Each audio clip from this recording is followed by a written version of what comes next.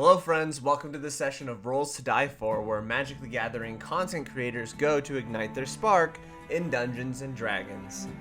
So, I'm going to have to start off this episode with a little bit of precursor. So my last episode was 2 parts, and when I went to go record the second part, I had found out I had ran out of space on my computer and deleted the whole entire video instead of just half the video. And I apologize that I'm not going to have access to that video for this session.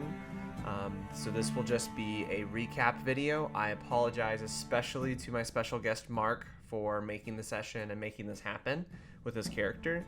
I'm very sorry to my players, and I have since fixed all of these issues. I've gotten an external hard drive. This problem will never happen again. And lastly, I'm sorry to you guys, the viewers, for changing the experience a little bit. I went ahead and went in heavy detail with this recap so you can relive all of these moments and be caught up to what this session or this episode is going to be about. So, with that being said, this second half of the session with Mark opened up with our players looking down a hallway at a Tabaxi with 2 individuals in front of him. He explained to the group that he just needs to talk to somebody named Evelyn. He introduces himself as Captain Novu, the one in charge of the guards on the Peregrine Prize. Evelyn, noticing their friend on the ground, steps forward and complying with Captain Novu's orders. Evelyn asks why they want her, and the captain explains just to talk. So then Ray hears the voices start to creep up in the back of their head again and telling them to stop this situation. But before they could do anything, uneasy with this whole situation and some guards starting to shackle, Evelyn, this mage guard, approached and started to shackle. And this guard started to come down a little bit. The whole group, not the whole group, Pernima specifically, this red longhorned tiefling turns into a werewolf form, jumps out, and actually attacks this mage guard. So, combat ensues between the prisoners and the guards. Galene contemplates going into the water hole and Urang's cell, but instead decides to support her friends. Evelyn starts the round by releasing a huge fog cloud, obscuring most of the vision on the entire map. This gives her the opportunity to get to their friend down there. Pernima continues to attack away at this mage guard that's on the ground. Cookie joins the combat, attacking the spear guard first. We have Aria staying in the cell, unsure of what's going to happen, and casting spells from the cell to do just devastating damage to the mage guard and the spear guard. Ray sneaks around, throwing their knife and dipping into cells from whatever they can see within the fog cloud. But Urang and Galtia decide to stay and tactically wait inside of their cell, waiting for the move. About this time, all of the adventurers have to make some tough decisions as the cell doors start to click shut. Our party decides that it's about 3 rounds-ish before these cell doors are closed. So they have to decide if they want to remain outside of the cells or trapped inside of the cells. About this time, Captain Novu approaches Evelyn, and with a flurry of swipes, actually completely knocks Evelyn out, and she is unconscious in front of their friend. With the fog cloud disappearing from Evelyn's unconsciousness, the party was able to see Evelyn and be able to heal them, bringing them back to life from across the way. Aria does decide to leave the cell and join the fight. With the help of the teammates, they were able to get Evelyn's friend back up, where Evelyn tells their friend that they should retreat into the water cell that is in Urang's cell. But in a little bit of a fit of spite, they went ahead and stabbed Captain Novu on the way out, staying a little bit longer than they would like. After a lot of combat, they ended up completely using all of their spells and all of their abilities, knocking out the mage guard first. So the mage guard ended up trying to run, but ended up dying to the party. During sometime around this, Captain Novu was charmed by Galene, where the party found out that um, the charm effect allowed everyone to allowed Captain Novu to be friendly to the party, but Cookie decided to attack a spear guard that was in the area, causing Captain Novu to be aggressive towards Cookie. With that aggression movement, Captain Novu was able to take so many swipes on Cookie that ended up knocking him out.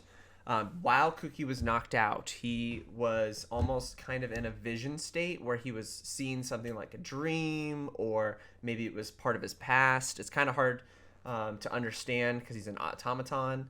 But he saw this flaming battlefield of just barren wastes where there are robots fighting other robots.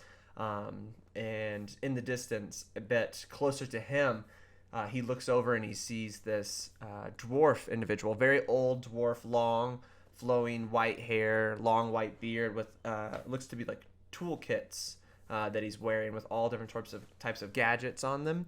And this individual is yelling out to Cookie, saying like, "Cookie, get up, let's go! Cookie, let's go!" And just as Cookie goes to get up in the scene, he can look over and he sees it looks to be a spider-like war automaton, raising one of its many legs up and going to slam down and impale Cookie. But just before it does, Cookie wakes up to see the scene that he was left at.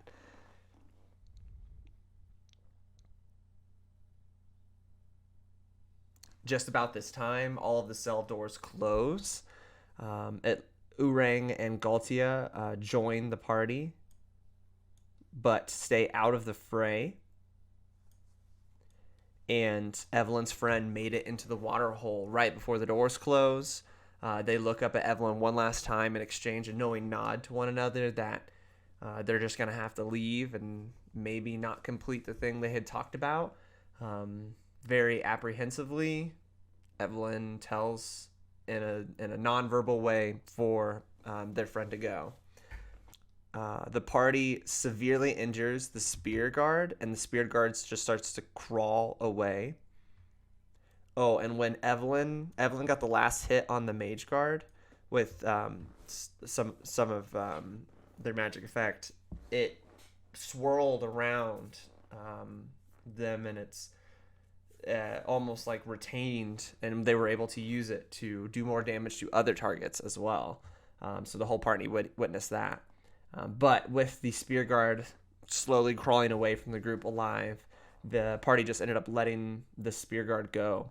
And with that, the whole party converged in on Captain Novu and ended up completely knocking Captain Novu out before he was able to escape. On his way down,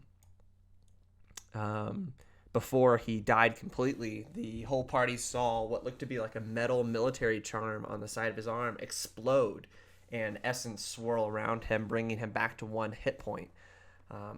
At this point, they subdued Captain Novu, and Captain Novu was able to explain his story to them. So Novu was born and raised in a small military town in the middle of Akreen. That was also where Novu was found after a rebel attack took out the entire town he grew up in. Orphaned, he was brought to a high noble family of military officers, whereas the main male of the household's name was Jesset O'Malley. This man brought him under the intentions of eventually being the ward of his household because of realizing all of Captain Novu's exceptional combat skills. He quickly rose through the ranks, forming a close bond with this officer and his family. And over time, he actually grew into a relationship with one of the other adopted daughters of the family and ended up marrying her and having 1 little girl. Then Captain Novu went on a mission with Jesset O'Malley and his brother-in-law, John O'Malley, to investigate some suspicious activity in the southern area of the continent in Akreen. But unfortunately, this group was ambushed by a larger force than they could have imagined. But he still rushed into battle with his platoon and suffered major losses and lots of damage. They all retreated back onto the main area where they were going to go back to their hometown to find that Jesset O'Malley returned with mortal wounds and decided to hand his charm over to Novu. He didn't say anything or never shared the meaning of this charm, just told Captain Novu to make better use of it. Upon their return, he was blamed for the mission's failure and the loss of his soldiers. His other soldiers that stayed alive blamed him, saying that he was at fault for all of this. So, he was sentenced to death by one of the generals of Akreen. But his wife, Captain Novu's wife, decided to pledge her life to the military general of Akreen to spare Captain Novu. And so the general of Akreen decided to sentence Captain Novu to a life on the Peregrine Prize and to see out its missions. Captain Novu was still not giving the party a whole lot of information about what was going on specifically with the Peregrine Prize, but he did say that he didn't care what the party wanted to do as long as it did not stop the mission of the boat. As long as it did not stop the boat from reaching the Empire. So, the party finally decides to let Captain Novu go and live on the promise of not stopping their plan to escape and giving them also a key card that allowed them in between levels. They promised him that they would not stop this ship from reaching the destination with their plan. Captain Novu leaves with the dead mage guard and said that he would cover everything up and they would not have to worry about this situation. Urang decides that he knows the most about this current plan and that he will take the key card from Captain Novu. Before the end of the session, Galene explains to the rest of the party that she knows this individual, John O'Malley. And that is where we will join in with the rest of our party on this episode of Rolls to Die For. Once again, I apologize for this inconvenience, and it will never happen again. I'll see you guys in the episode. Hello friends, welcome to the session of Rolls to Die For, where Magic the Gathering content creators go to ignite their spark in Dungeons & Dragons. Last we left off, our adventurer Evelyn had a discussion with their undercover friend. Ren explains that they have access to key cards to get around the boat. Ren also reveals that they might or might not have a plan that involves the whole party getting together and leaving with their stones. Dinner was served, plans were hatched with Urang, Jazzercise was performed by Emerald, the party was assessed by Urang, and the meetings were interrupted by the important Tabaxi, played by MookDubs. The Tabaxi introduced himself as Captain Novu, the leader of the guards. After a brief moment of tension because a familiar guard and Evelyn's friend are laying unconscious in front of this Tabaxi, Evelyn tries to give up himself. When the guard tries to shackle Evelyn, Ray has these voices emerge again, and Purnima leaps from the cell in full werewolf form to attack the guard. A battle ensued with Captain Novu, 2 guards, Urang's team, and the party. A close call almost takes out Evelyn and Cookie, but in the end, the party was victorious. During the battle, Evelyn's friend escapes with the water hatch in Urang's cell. They killed a guard, 1 crawled away, and Captain Novu was left subdued. Novu reveals that he doesn't care what the party does as long as they do not stop the ship from reaching the Empire. After some negotiation, Captain Novu remains alive and gives Urang the key to move between the levels of the ship, taking the deceased guard with him, and the party is left alone in Hull A. But after that huge, long, and exciting fight, we get a level up! Yay! Woo! All right, so starting with Evelyn, I'll have Evelyn, you roll your d6 plus your con modifier, and you let me know what your total hit points are.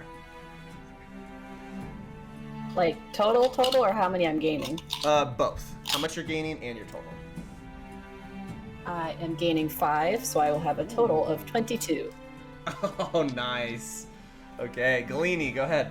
You can roll a Okay. d8. Rolling a d8. Everyone else from now on rolls their d8. Oh my gosh. Should have rolled a different d8. I rolled a 1. We will re-roll once. So go ahead and Oh, re-roll. okay, I'll a roll one. it again. Anything but a 1. Whoops. And I'm gonna drop it. Oh my gosh. Yeah, ones are no fun. If you One got a more whole time. new One level, more time. you're not just gonna go up 1 hit Okay, point. 6. That was way better.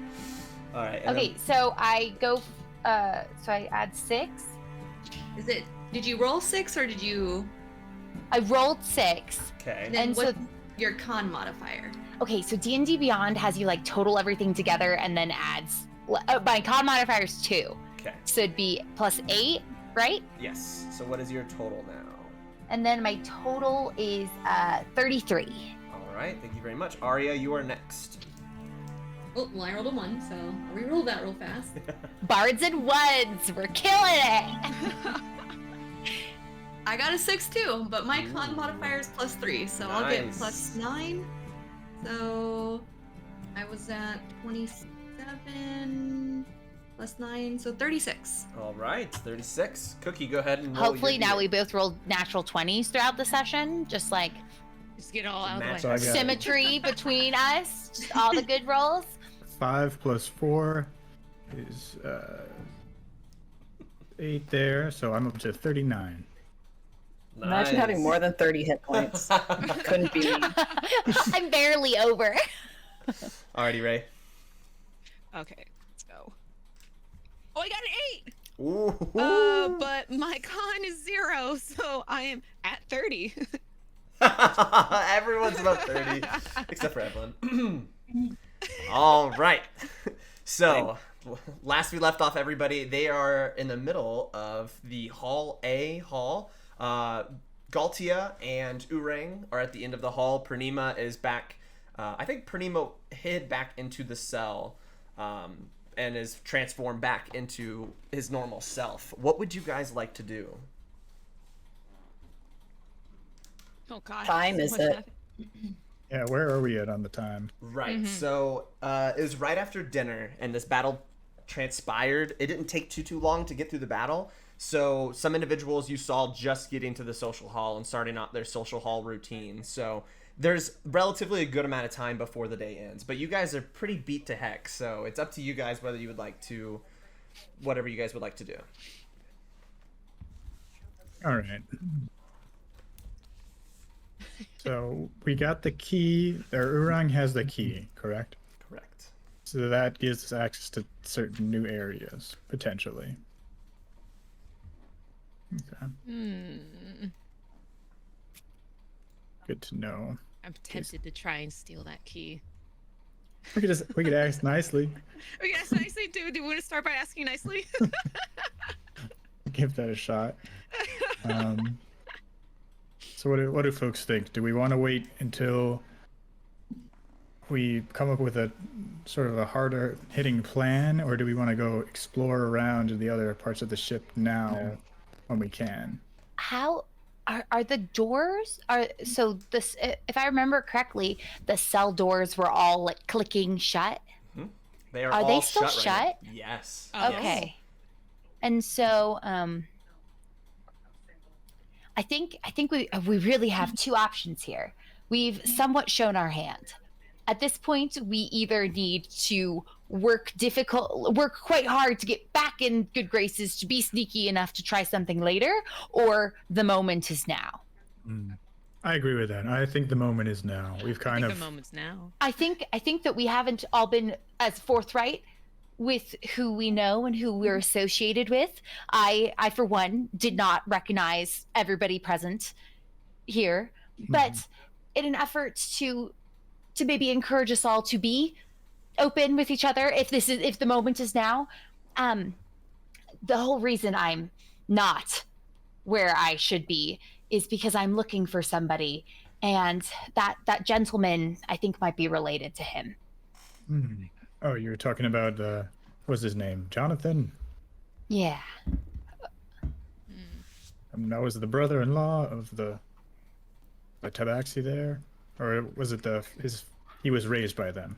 Yeah, he mentioned that he was raised by John's father. He doesn't really look like John, but he claims to have been raised with him. All right, I'm about this. Should we go talk to Urang and see if we can get access to that key?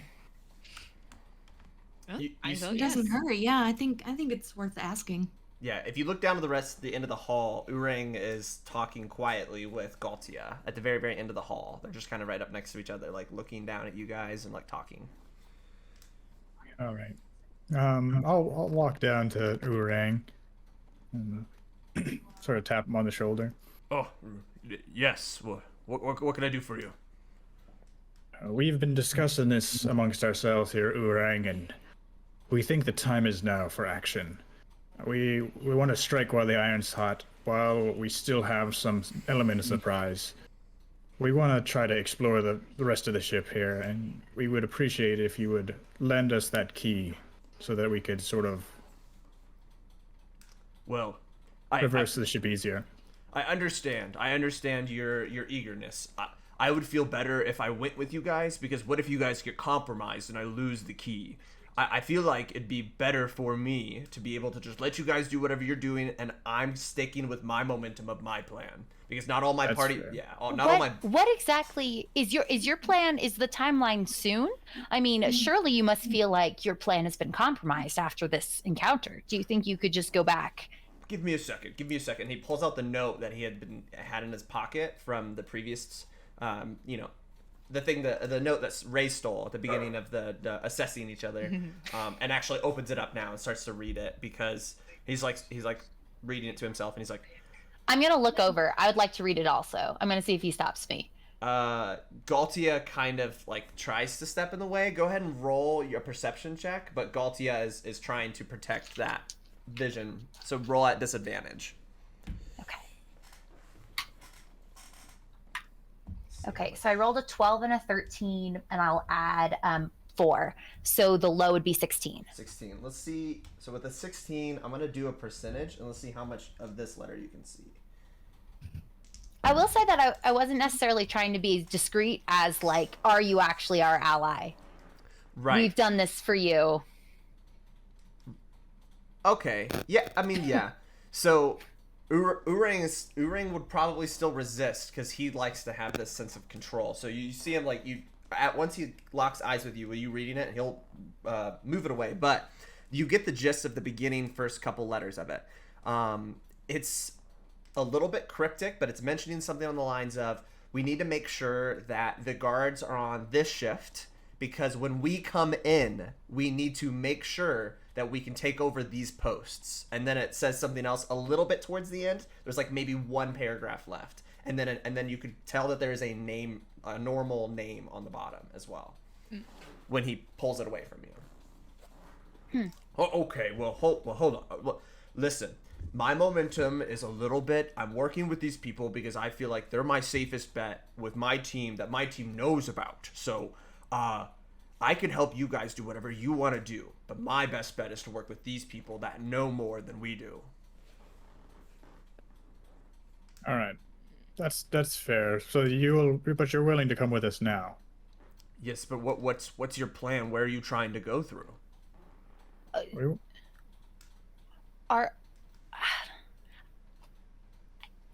I don't know. I mean, you truly think that waiting for your plan to take motion, that we'll be able to wait? They're talking about knowing the movements of people on the boat, so I think they're getting close. They've always told us that we cannot act first, they have to act first, and then we just follow suit, and we help them come in from the inside. How much time are we talking about waiting here? Days, weeks? I mean, last I heard is they had no information, and now suddenly they have a lot of information, so it sounds like it could be speeding up any day now. Okay. So maybe we do want to wait a little, just so that things are in line with their plans, if we can trust these people. Short elven friend. What was your name again? Referring to you, Evelyn. Yes, Evelyn. I just met you. Your friend. Would your friend possibly work with the people on the boat? I mean, if they're going through this thing and they're actually managing, like gesturing over to the hole, they can actually get through it, which Samuel wasn't able to get through it.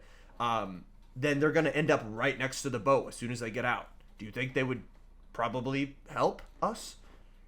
Do you think they're out there now? Like they would run into him now? If he gets it, I mean, we just got this letter. Like the whole jazzercise thing was just to get this. So I'm just like, they have to be right outside of our boat. Oh, your people will let them through, right? They don't want anyone to come out. That's the whole thing with Samuel. They kind of shoved Samuel back through the hole, and I think that's why he's a little traumatized, but... I mentioned this before I sent them through there. We were in the middle of battle. I'm sorry, I was kind of scared. Do you want me to try to go after them? You In the water? You could try, but the cells are closed at the moment.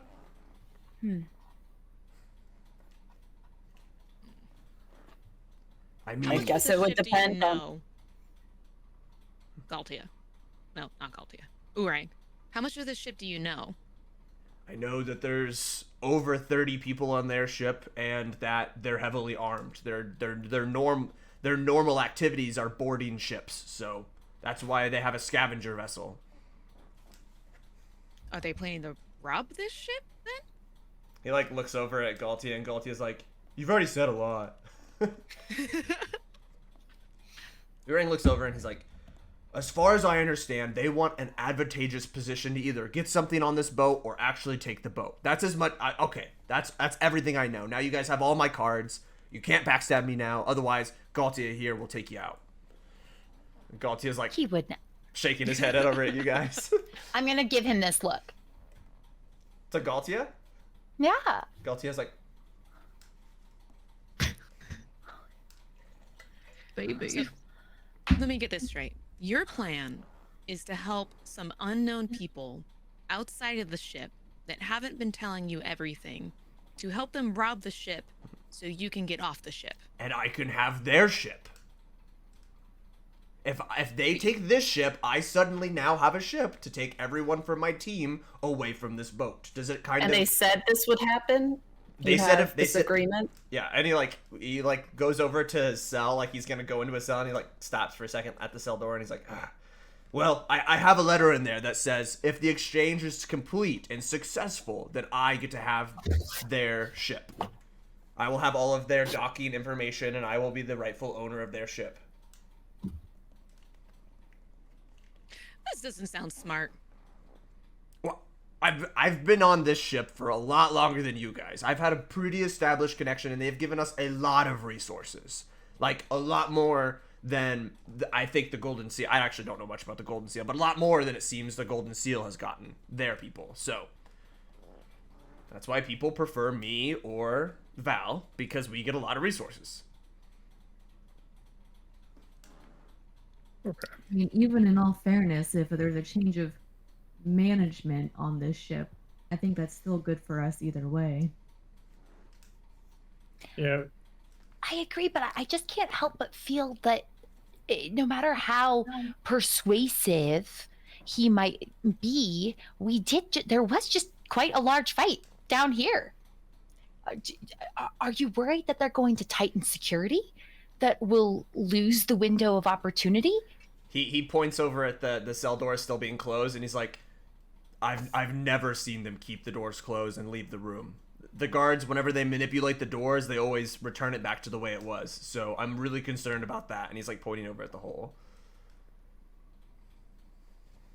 So you think they're actively trying to cut off access to the outside right now?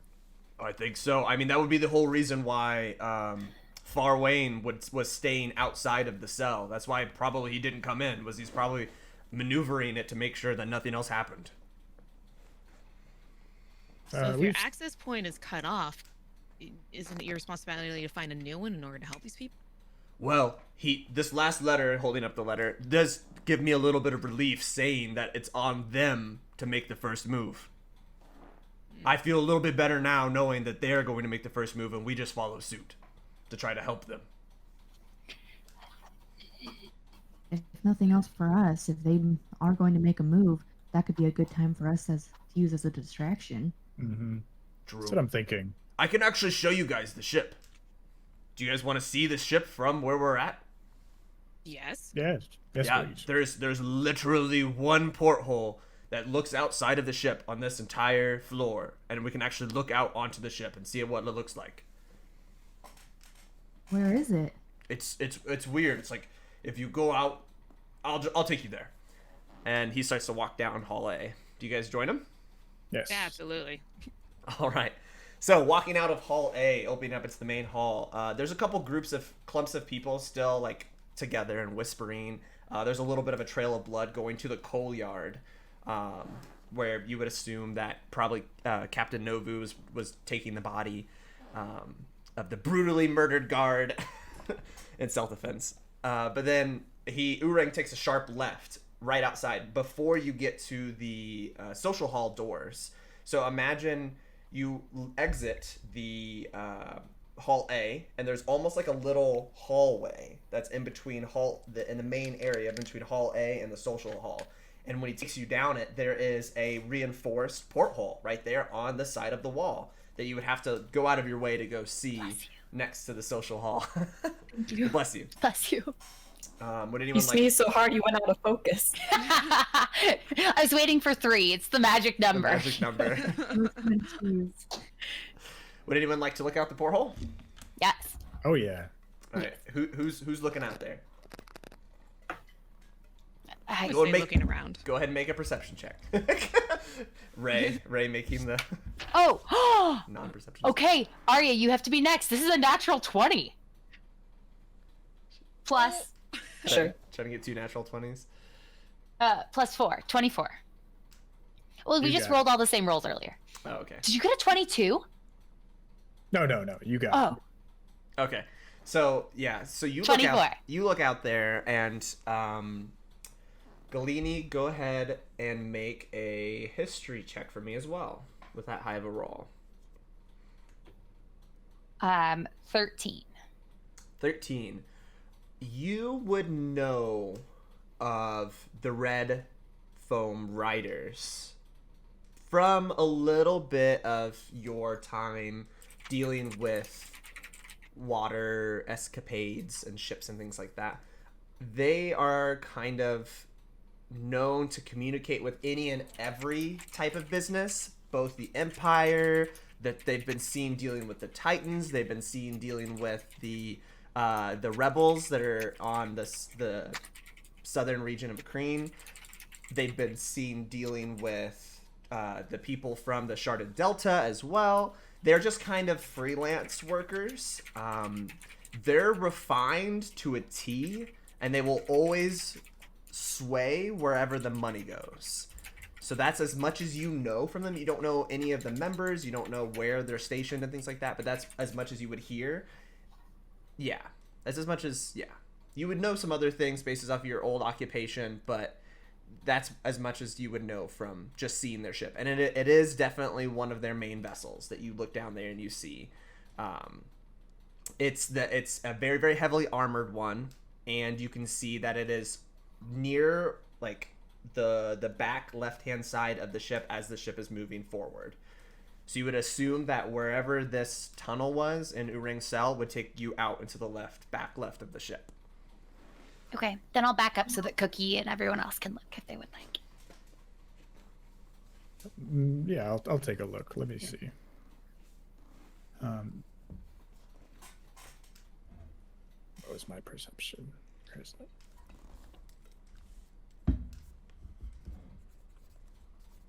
Uh, 18 total on the perception there. Right. So, Cookie, you definitely noticed that these are I said red foam riders, right? Riders was the third word? Yeah, okay. I was making sure I said it right. Yeah, you notice the red foam riders as well. You do know from your history and your old occupation that they are the ones to go to when you need to negotiate something extreme. When you need to get something extreme done, then if you have the coin, you can definitely get it done with them, as long as you are the one who spends the most coin. Right.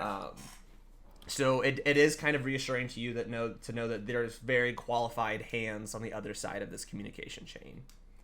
Gotcha. You don't really know much beyond that, other than they were probably kind of rivals at one point in your history. So. All right. Yeah, I'll pass that along to the rest of the group here. So looks like we have some very capable mercenaries out there, and if they are on our side, They violent? They could be for sure. If someone comes swimming out of the ship, are they going to be violent? Oh, I don't know. They are, Their boats Yeah. are hard to sink, but Yeah, I think that they'll follow the money, and if the money is taking this ship, I think they'd definitely be curious about someone coming out of the ship, but if they, had the right words to persuade them to, if they knew that they were on our side, and I'm sure they'd be fine. So we have capable, potentially violent people outside sending us messages. What do they gain by getting on this ship? What is so valuable on this ship? Is my question. I mean, this is a large ship that they would be gaining. The size of their vessel is significantly smaller than the one you guys are currently on. It is the size of like a personnel, and your vessel that you're on is considered a city vessel, an actual town or city. Well, then, do they have the power to keep this ship going, or are they going to have to I hate to say that, recruit? I mean, would they need to recruit if the infrastructure to keep people here is already here? Right. There's plenty of bodies on this ship to run the ship. It's just about whether they're willing bodies or not, Or if that matters? or if that matters. So if they're here to capture the ship, chances are they're here to capture us as well to keep the ship going. And if they're not, what is it that they are after? Well, I think it's very clear that these crystals we have, there's multiple different parties interested in these crystals. So, I'm gonna Is say Urang that. around? Yeah, I'm gonna say that technically they're within the area, but Urang and Galtia just stepped out to go look in the main floor to see what's going on in the main floor, and are just now coming back to you guys. okay, yeah. Did you guys see everything you wanted to see out of that porthole? Does anyone else want to take a look? I'm taking you on the tour now, I guess. We're going to keep going on the tour. Well, you guys seem like pretty powerful people when you could just do what you did in there and just suddenly want to go sightseeing. So I'm down for whatever you guys want to do, I guess. Can I follow that blood trail to the coal yard? I'm just curious about where that actually leads. Okay. Yeah, you make your way out into the main floor. Some people are kind of giving up on any more drama happening for the evening and going back into the social hall, or some people are trickling back into the halls. A couple people peeked their head into Hall A to see like what shenanigans they can maybe infer this just happened. And so if you make your way all the way to the coal yard, go ahead and make an investigation check for me. Oh, okay. Oh, it's only gonna be a 9. Okay. Yeah, when you go in there, you can see at one point the blood trail had stopped in the middle of the room where maybe they were assessing the individual. There's like a couple sets of footprints through the blood. Maybe they were like a couple people that came in or moved around during it, but that's as much as you can tell. And where that pool of blood was from maybe the body being there for a bit, it ends there. It's just a pool of blood on the ground, and there's no other direction of anywhere else it could have gone. Gotcha. Okay. So, but the room is empty otherwise. Like there's. Not a single person to be in the room. Okay. Well, that's kind of odd. I'll just sort of tell the rest of the group. That's kind of weird that the blood trail just ends in the middle of the room there. Is it? I mean, they could always have just been patched up so they're no longer bleeding here, right? I guess that's true. But where did they go after they... This is the coal yard, right? Where like we're shoveling coal into big furnaces to power the ship. Two big furnaces. You think they put the body into the furnace? And do we Yeah. smell any burning?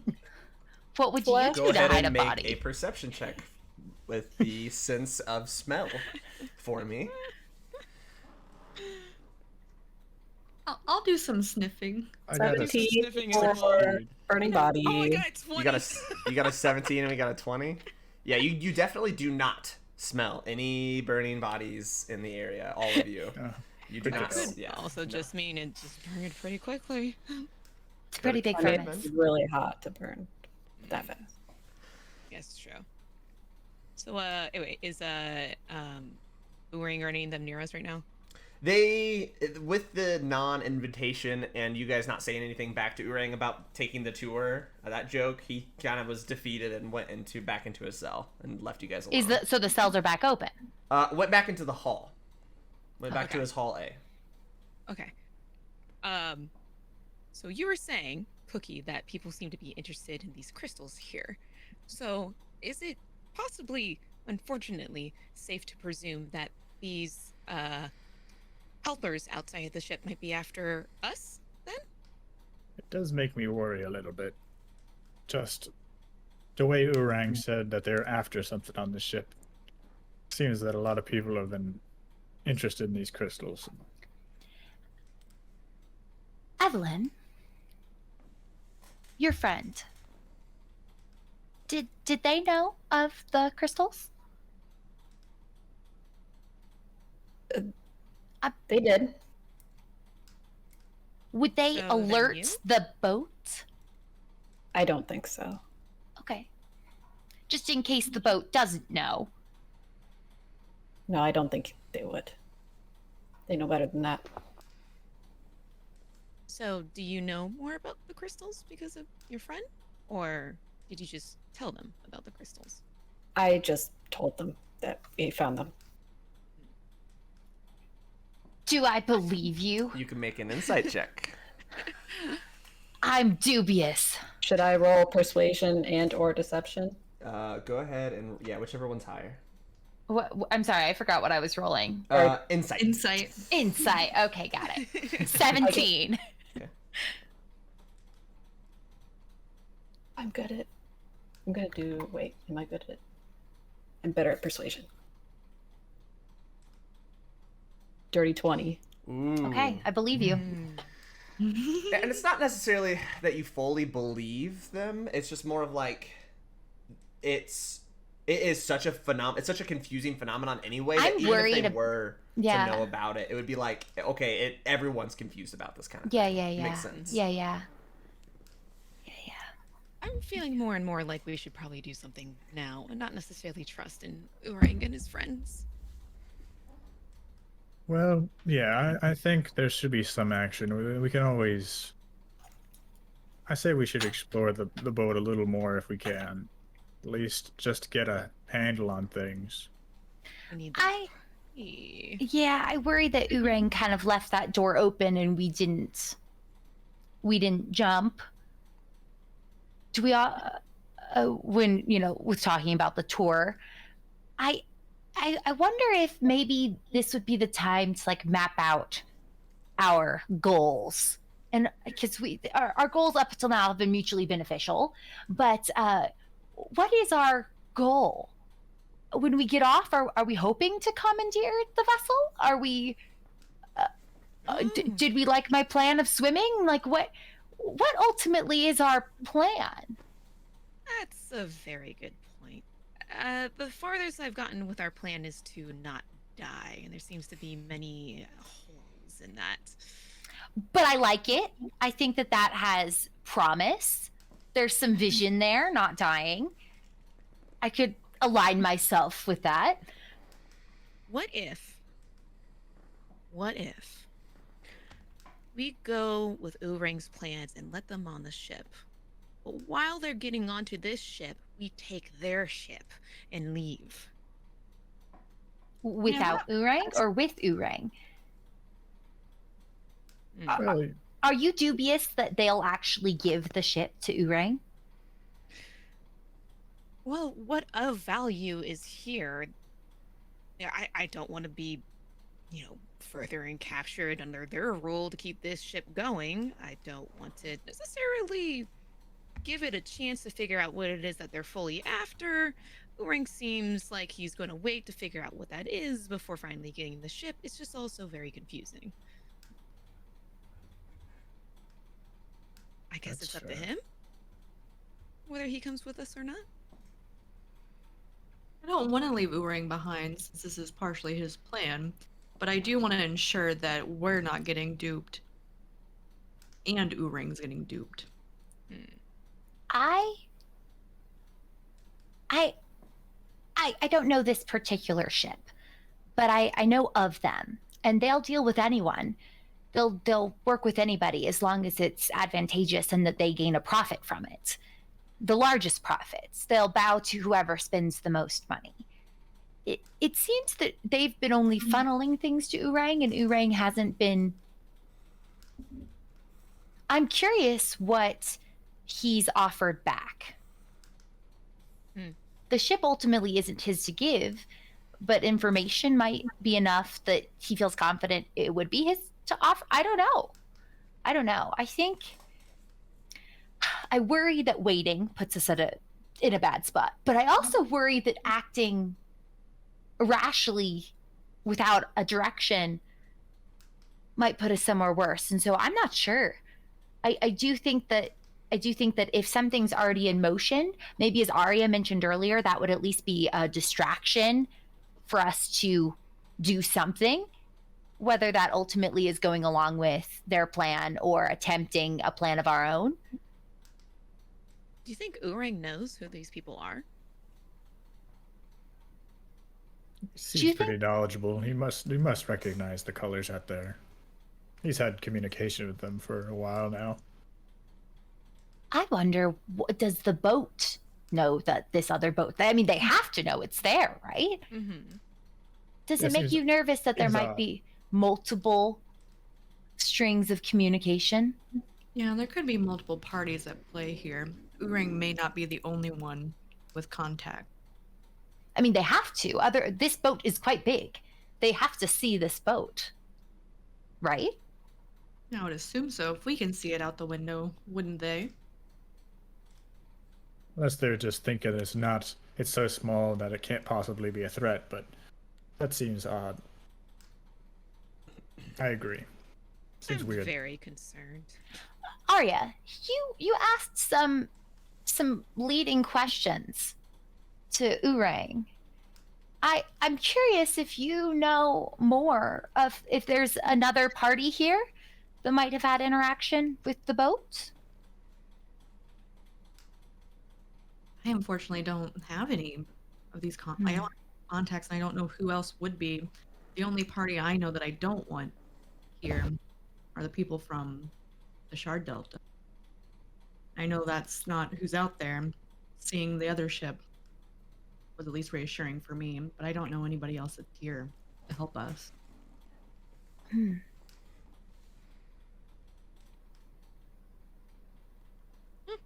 Sounds like we have no choice but to see what happens. Yeah.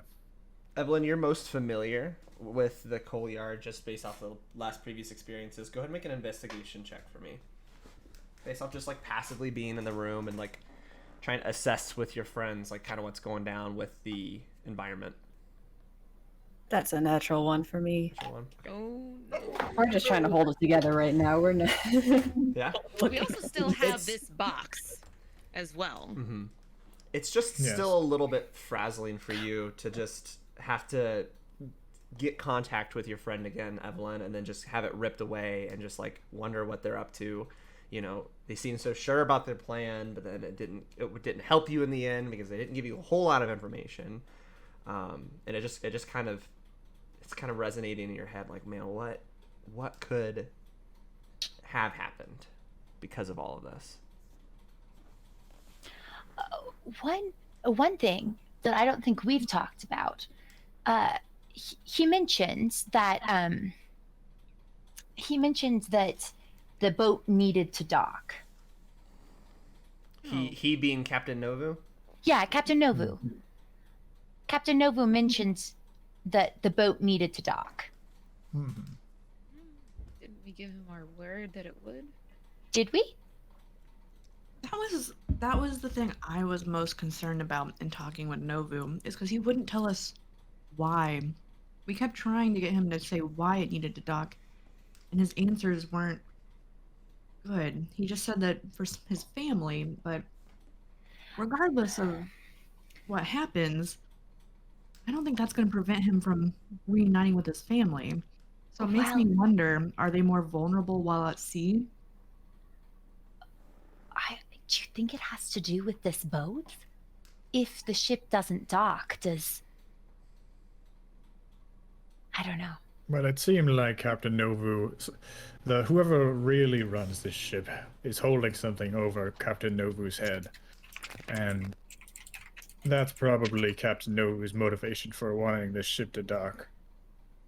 And whether we care about that or not is entirely on us. I mean, I care more about our personal woes of getting off this ship, and if we have to step on Captain Novo's toes to do that, I don't personally mind that. But I mean, we did almost kill Novu, so Mm-hmm. He said that we would be safe from this incident having repercussions as long as we didn't do something in particular to stop the ship from docking.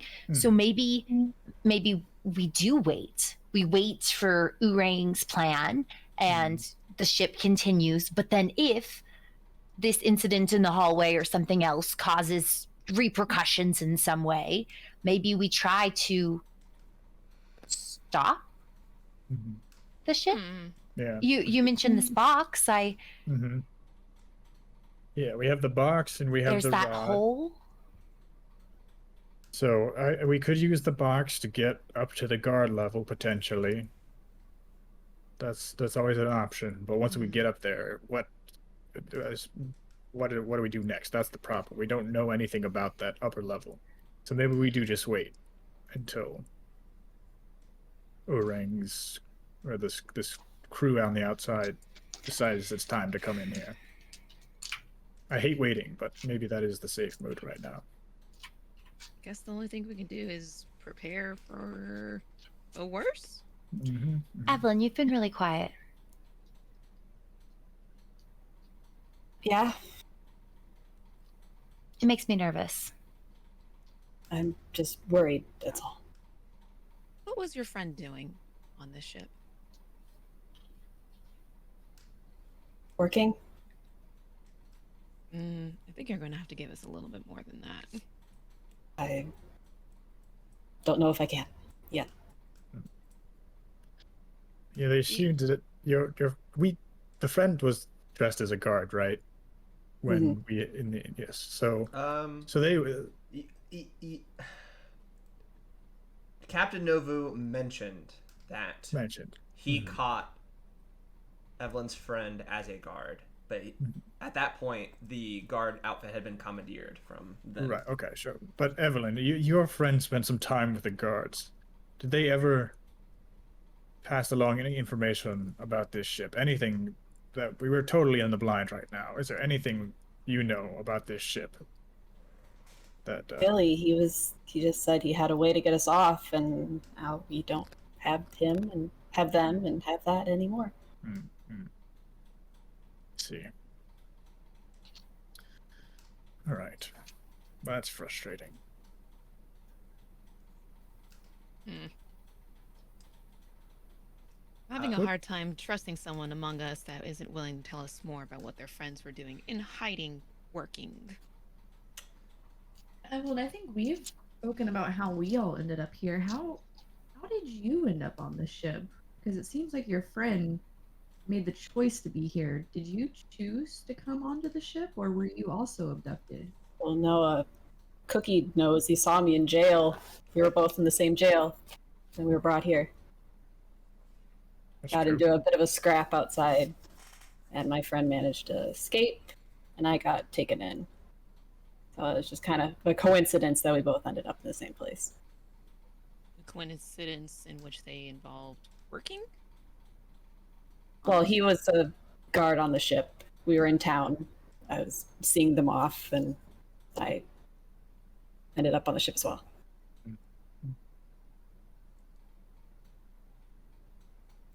You guys, Our first big trip from home, we wanted to spend some time together before they started their new job. you guys get interrupted by the sound of a door opening, and you guys all look over to see Emerald standing in the doorway of the coal yard, kind of like looking in. She like slowly walks up to you guys and says, "I thought I heard someone talking in here. Is everything okay?" And she's like looking at the blood on the floor, kind of surprised, like, "Oh God." We saw the blood and tried to follow it. honestly, we were kind of talking in circles. Maybe you know more than we do. She turns around quickly and closes the door with her in the inside and approaches you guys.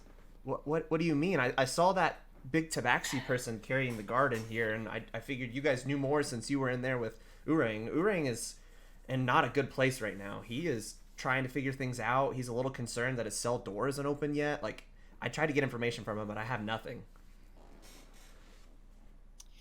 Emerald, how have you been getting the letters from the people outside to Urang? Honestly, I don't know. I'm the one that runs the Jazzercise distraction.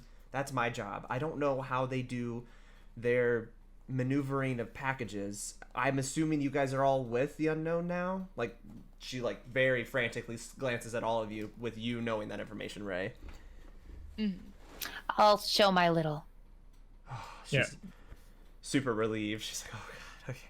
I didn't want to say something and get in trouble, and that would have been real bad, but okay, yeah. No, I feel great talking to you guys in here. And she like looks up at the guardrails real quick to see if there's any guards up there. Okay, I think we're alone still. So yeah, what did he say to you guys? What did Urang say to us? Yeah, he's the one that gets all the letters. Well, Oh, did I apparently- tell you what it said? This Oh, might yeah, be a good I time. have I'm no going idea. to I'm gonna tell the rest of the party. Okay, so I didn't know that the people outside wanted to actually get on the boat. I thought they just wanted to get the things off of the boat. If they want to take the boat, then that sounds like way easier of a distraction for us to get off the boat. Yes. Yeah, we all want to get out of here. And we're just debating now what to do, and it feels rough just not doing anything and waiting, but I think that's kind of in a sticky situation where we have to. I mean, Urang is going, well, not Urang, Galtia is going around telling everybody that it could be time very soon and to be ready. And so everyone is like, has all their stuff ready and is like really tense right now. And that's why I came to look for you guys. And she kind of like glances over at Ray, and especially you. And I just want to make sure that we're all kind of on the same page now that we're together. So things are moving along. People are mobilizing here. That's good to hear, at least. In all fairness, it wouldn't be bad for us to take a rest at some point. That battle did take a lot out of us. I'm gonna go ahead and say if you guys have been here long enough, go ahead and take a short rest, because you guys have probably taken about an hour to assess the situation and be in this place with Emerald. So I have temporary hit points that I don't know where they came from. Do I still have Me. them? Are they still there? Are they gone? Or now? was it Aria? One of us. I don't remember which one of us. I'm assuming those I effects usually only appreciated last. whoever did it. I don't remember. I think those effects usually only last unless it's. Oh wait, no, Cookie didn't. So no, it would be probably only for combat, like a minute long. All right, I'll get rid of them. I'll take a short rest. So with short rest, you can take your hit point dice and roll as many as you want to re-heal hit points. None of you are warlocks, so that doesn't matter. So yeah, so if you're level 4 now, you guys can take 4d8, except for the sorcerer, you can take up to 4d6. I believe I lost no hit points in battle. I think you were good. You were support caster for that fight. I also surprisingly did not take any damage. Charm And in you the were a guard. ninja. You What were a can I ninja that say? Going around. Dip, dive, dodge. Knife to the face. All right, is everyone's done with that? Emerald's just kind of at this point. I do Hey, know. I'm going to use Oh. prestidigitation as they're resting because I don't need to rest. And I'm Yes. just going to clean the blood up. The blood that's on the floor where you're I'm at. just going to slowly it's going to be gone. Nice. Just going to cast it as much as needed. I'm going to clean. Evidence. I'm going to clean it up. It's gone.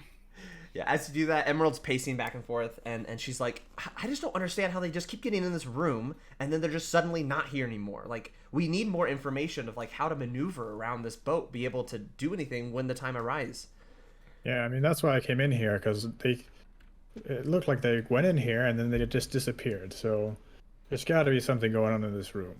She's It like, has to- taking the shovels off the wall, and, like, putting the shovel back on the wall, and, like, taking a different shovel off the wall, and putting a different shovel back on the wall. She's like, I don't know, I've seen some creepy manners in my past that have changing walls and stuff like that. I was just seeing if any of these were buttons or anything. Mm-hmm. Can I run my hand along the wall, Mhm. just like sort of the whole length of the room? Yeah, go ahead and make an investigation check for me. Can I give Cookie Arctic inspiration Of and course. just pat him on the back like you can do it, champ? All right. So what does that give me? An extra D4 or something? Let's see, feature. I don't know when it changes for you bards, what levels it changes.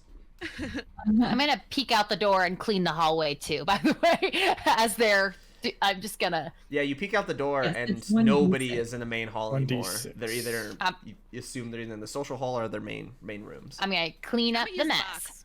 Nice. Yeah, I'm gonna use the box to get up to the guardrail. You're gonna do it? Oh, Yeah, well, I'm gonna do I it. only get 11. I get 11 on You got my an 11.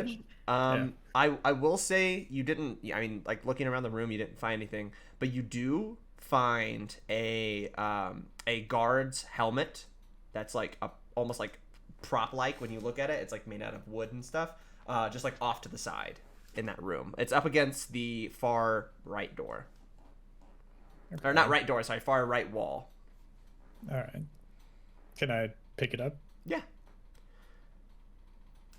Just looks like a prop. Yeah. Like it's like a fake helmet almost. Right. The structure of the helmet is like made out of wood support little dowel rods, but it's just in the shape of a full helm. Kind of feels like more like a mask than it does an actual helmet. Gotcha. And there's nothing else around it. It's just sort of sitting there on the ground. Yeah, just sitting there.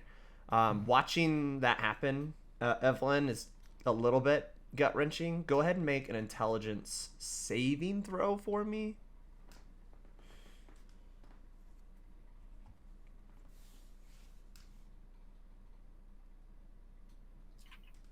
It's a 5. 5. Yeah, your mind immediately goes back to the moment where Ren pulls you off to the side next to that wall over there and was telling you about the disguise they had and where they were going to go next. And you do remember saying they were able to maneuver around the boat pretty well with the key card in places that were not seen, but that's as much as you can remember. I'm not going to give you where they said or what they said they were going to do, but that's all you remember.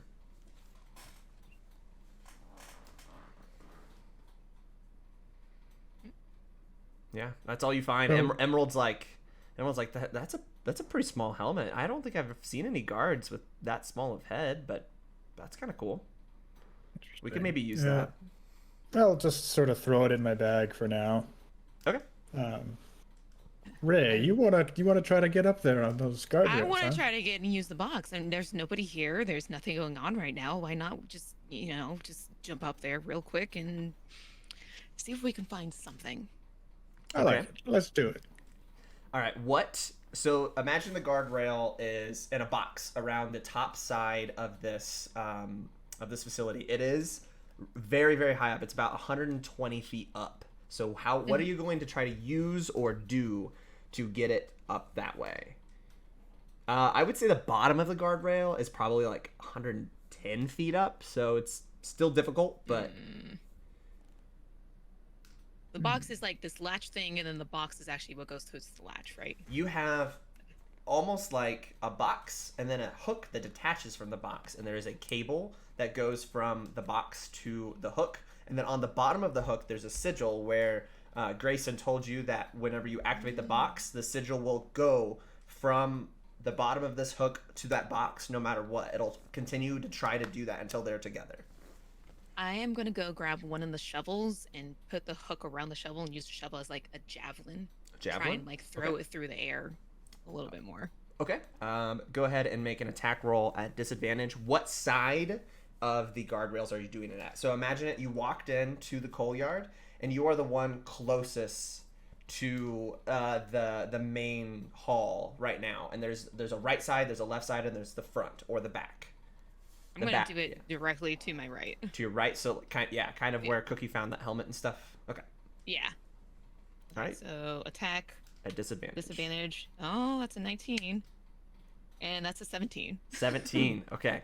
So yeah, you see this just perfect physique of Ray just like post up and just chuck this shovel up to the main area. You hear it like scutter on the the floor up there.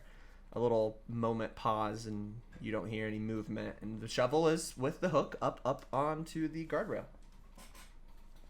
Well, who wants to go up? Is it me? It's me. I should know it's me.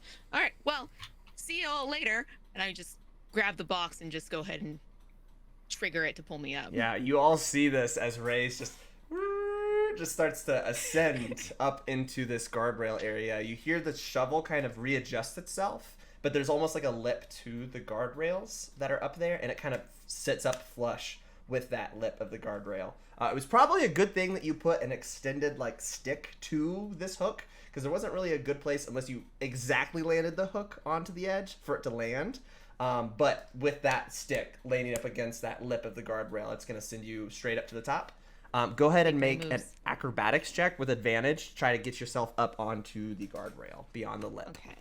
We got 15. Okay, you got it. 17 plus 2, yeah. You do a nice little muscle up all the way up onto the guardrail, and you land. Yeah, looking around these guardrails, you do notice right where you ascended, there is a, it looks to be like an open archway into the wall that has stairs leading in a downward direction that is like up against the right side of this coal yard. And glancing around the rest of it, it's kind of dim in there with the after hours kind of like lights being low. If you'd like to look anywhere else before you move, go ahead and make a perception check at disadvantage. Okay. I will definitely like to look around a little bit more. Seeing Ray hop up there, I want to position myself to like almost as a lookout. Well, yeah. Looking and then out I'm towards also going to The door, throw the box or like back at the down. door, like. And Ray, what'd you say? I'm going to throw the box back down as well in case anybody else wants to get up as well. Okay, so you kind I'll of... come on up It's still, too. still hooked. Okay, so still hooked, and then you deactivate it, and then you drop it down. You can go ahead and catch Okay, it. so my disadvantage for perception was at 15. What's my perception? Plus 3, so 18. 18. Okay, so other than this doorway, the archway with a descending staircase, you do see on the front left side of the coal yard, there is a doorway, and then behind you, where you guys walked in, directly parallel above it, there is another double doorway where you can assume that probably leads out into that podium that far away and kind of gives his announcements. So there's 2 doors? Mm-hmm. There's the archway that you're just standing directly in front of. There's a double doors behind you that lead out into that, like, I don't know what the right word, balcony? Yeah, balcony that Farwayne stands on. And then there is a normal doorway in the far forward left-hand corner. I'm going to wait for Cookie to get up here. Okay. All right, I'll try to get up there as well. Go ahead and make an acrobatics check at advantage. At advantage. Okay. Yes, at advantage, yeah.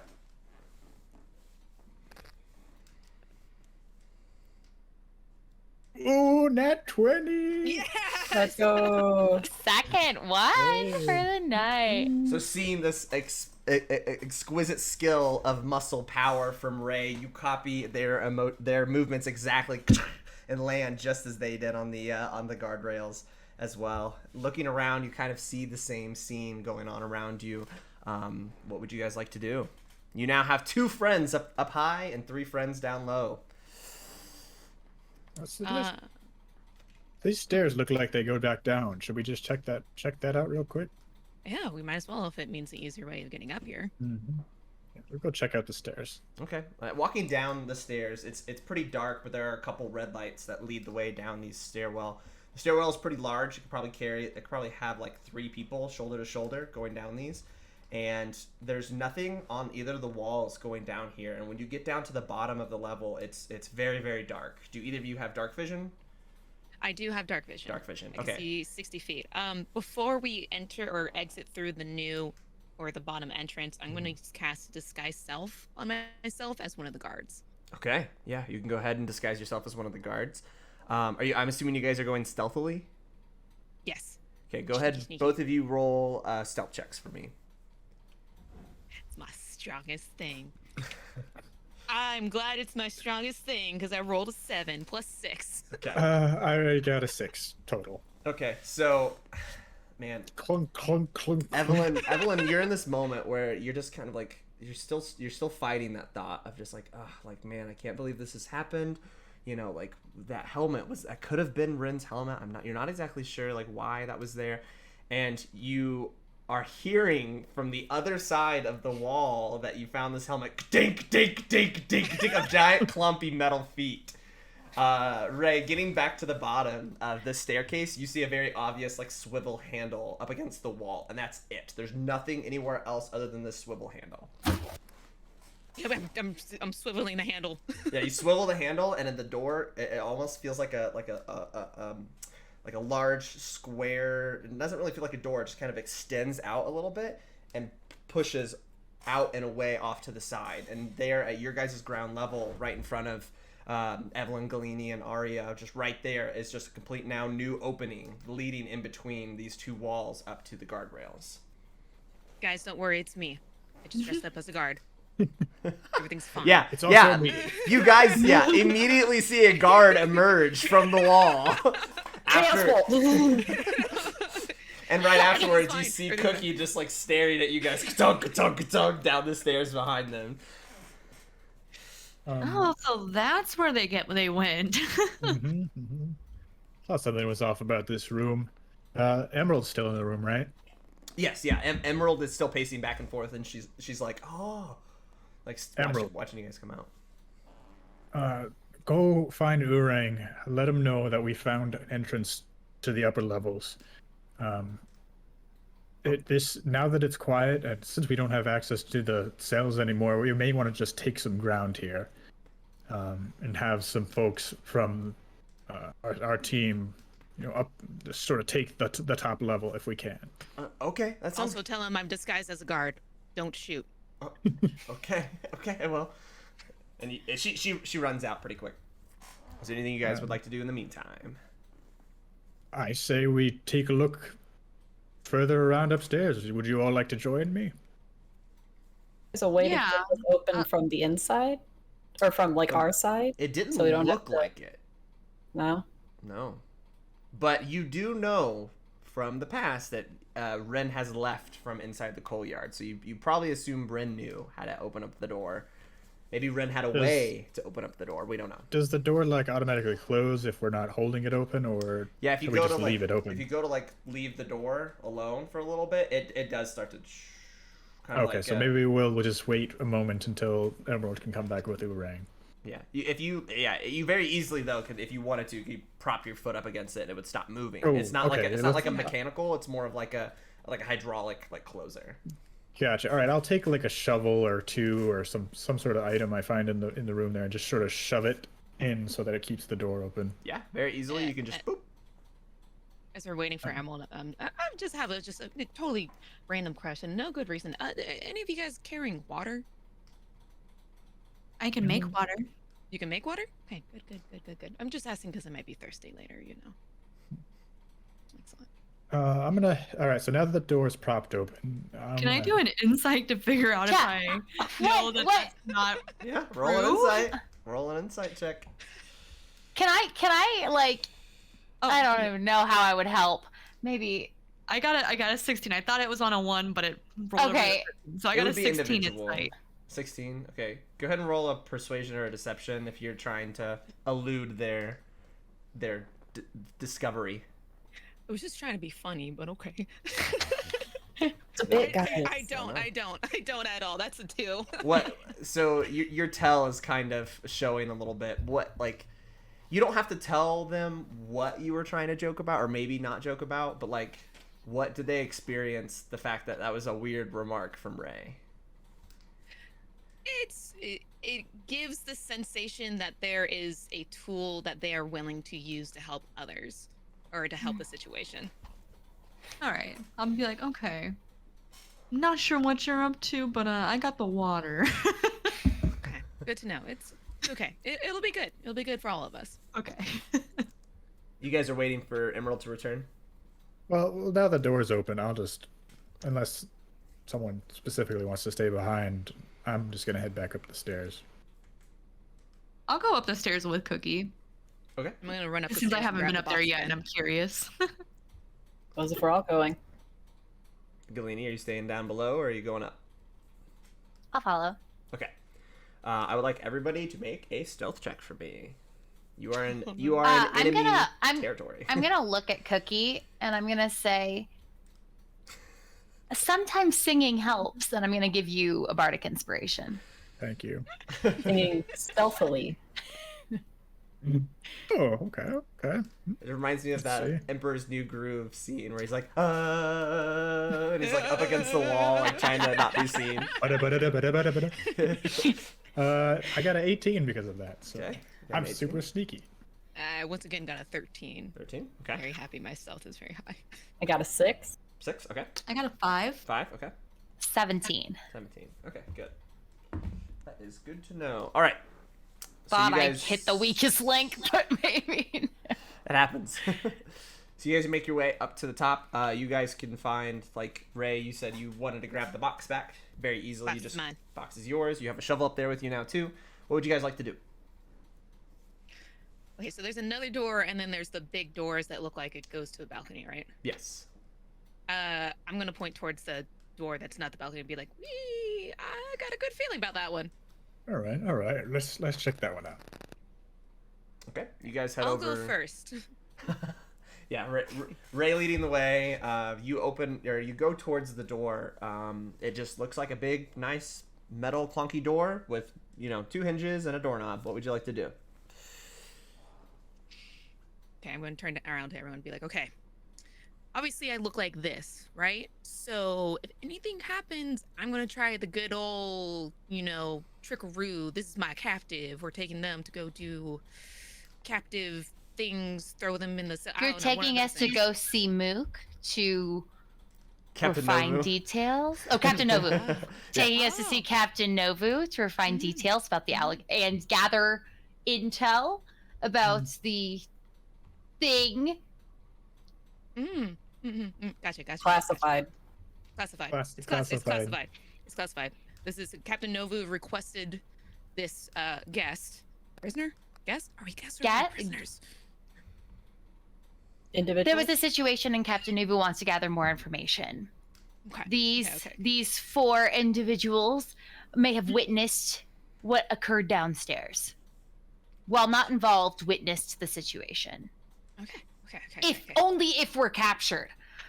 Only if we're captured. All right. Fingers crossed. Anyways, I'm opening this door. Go to open the door. All right, you go to open the door and it does not open.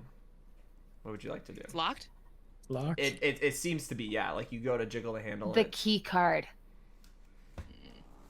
Let's go back and see. I think I might be able to open it if we really want to get through. Oh yeah. Really want to get through. But then what if there's more doors? Okay, good, fine. I can open this one. Would anyone like Let's to check out what kind of door this is?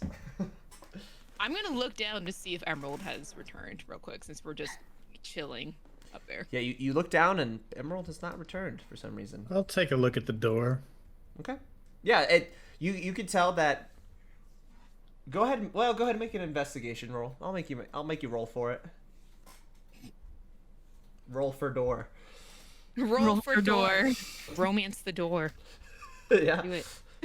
How do you You want roll to for open door and the this door rolls back. 22. 22. Yeah, so you can tell. Wait, the door rolls back. Let me roll. It's actually a mimic. Oh no. Yo. No. I just start crying.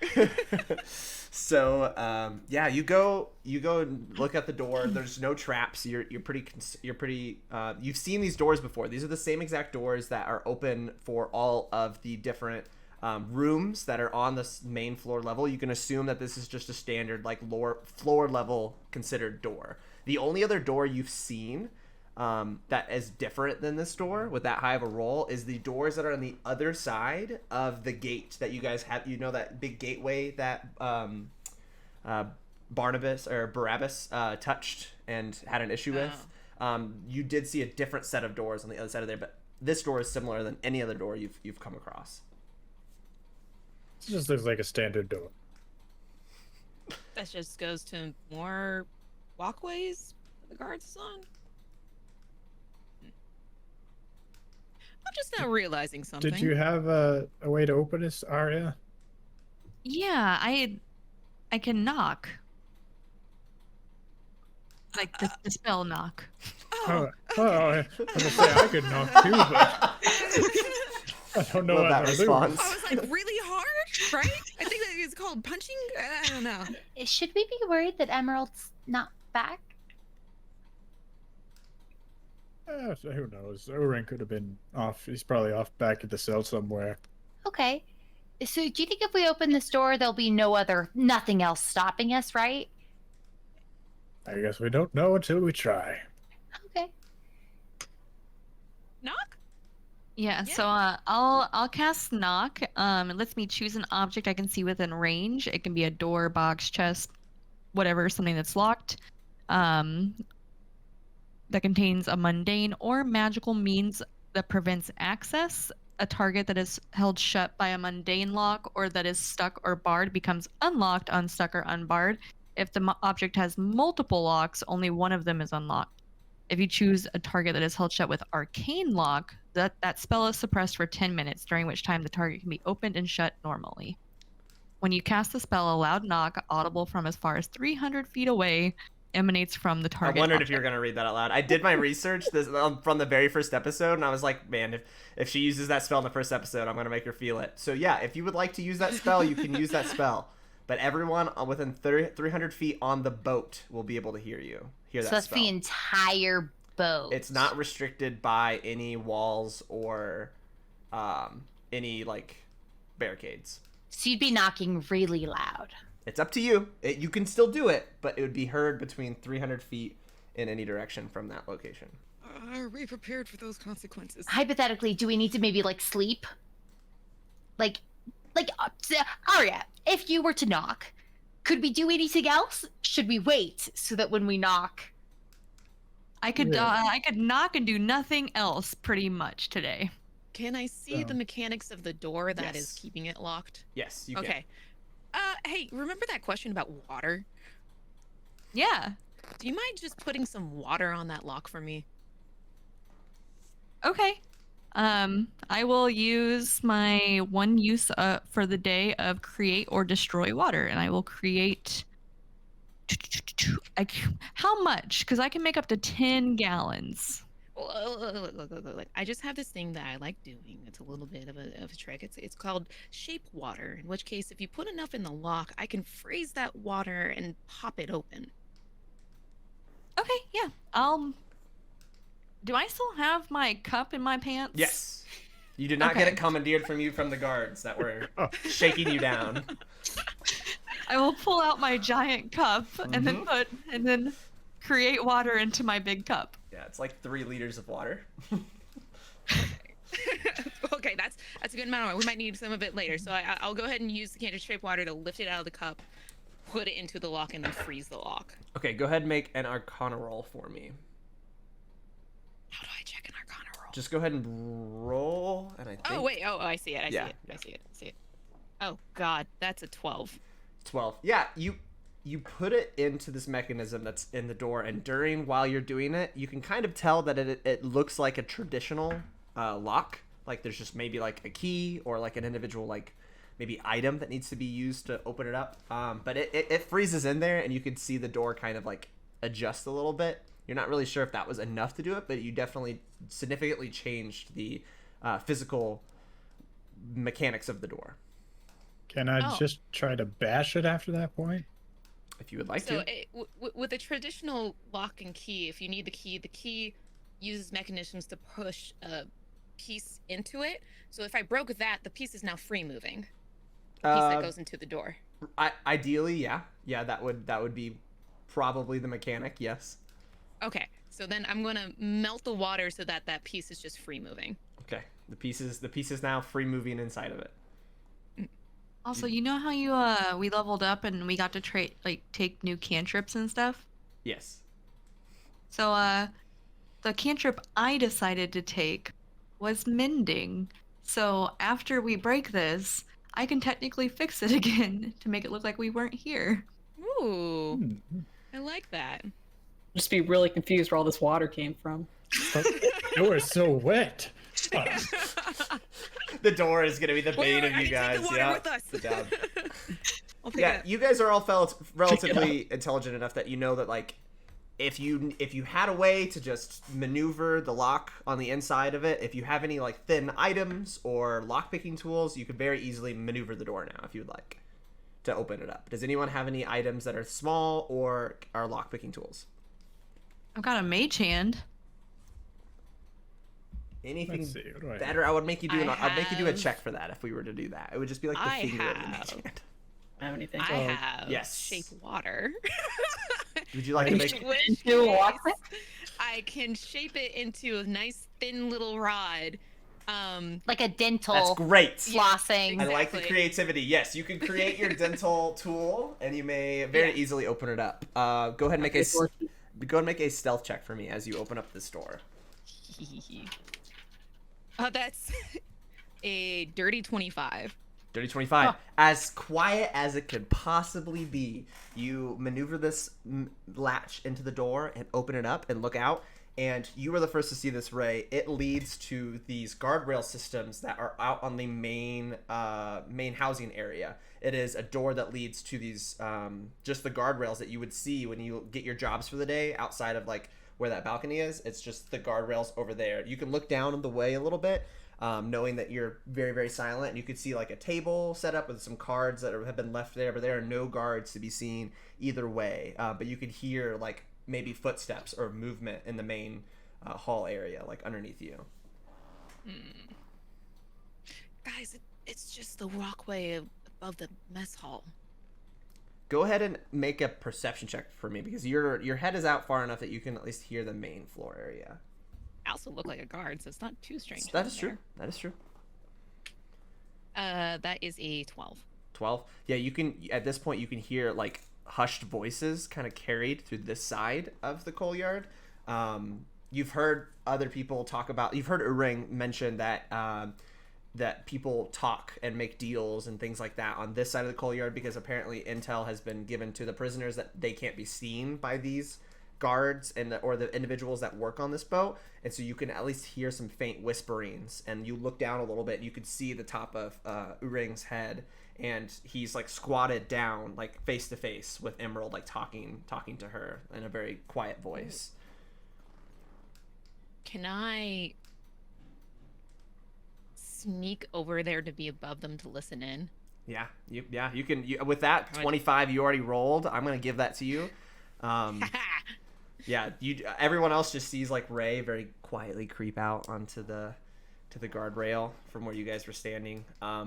Getting right above them, you can hear Uring saying something along the lines of like, "Okay, so if there's a door there, then we know we can use the key card to at least get up there.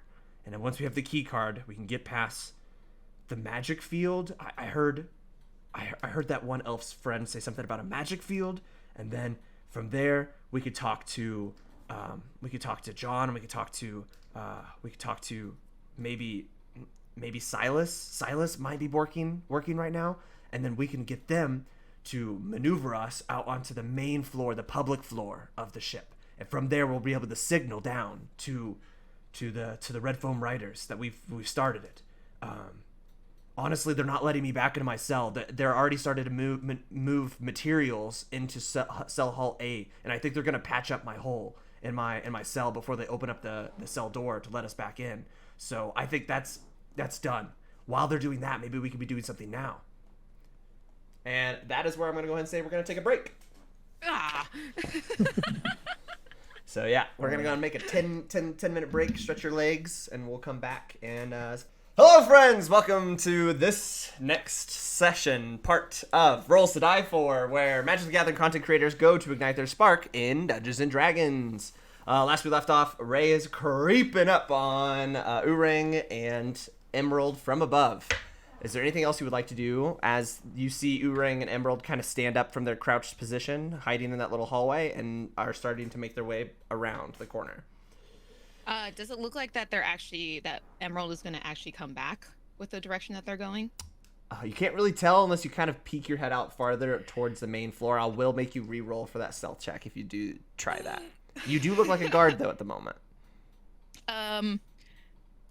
Okay. I think I want to snag that key card because they were saying that it sounds like things are getting down tonight, right?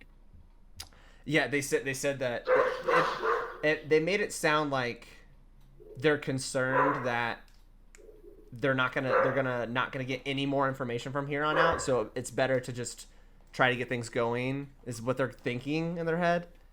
They said they might be able to get contact with an individual named Silas or John. That's the last thing you heard. John is somebody of question, right? No, I did mention to you previously that John is who I'm looking for. But you guys, there are multiple Johns, but yes, yeah. That's true. You don't know which John. I was. The party knows very well of John the guard that was captured and was with Evelyn's friend. Evelyn would know that. You would probably assume that that's who your friend pinned the blame on at first and got them in trouble in the first place.